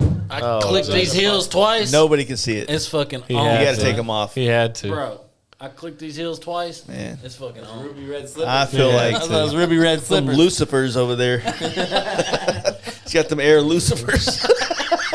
Rolling around in his little Nickies. Little Nickies. The emo haircut. But yeah, so the camp out's coming up. It's going to be a great time.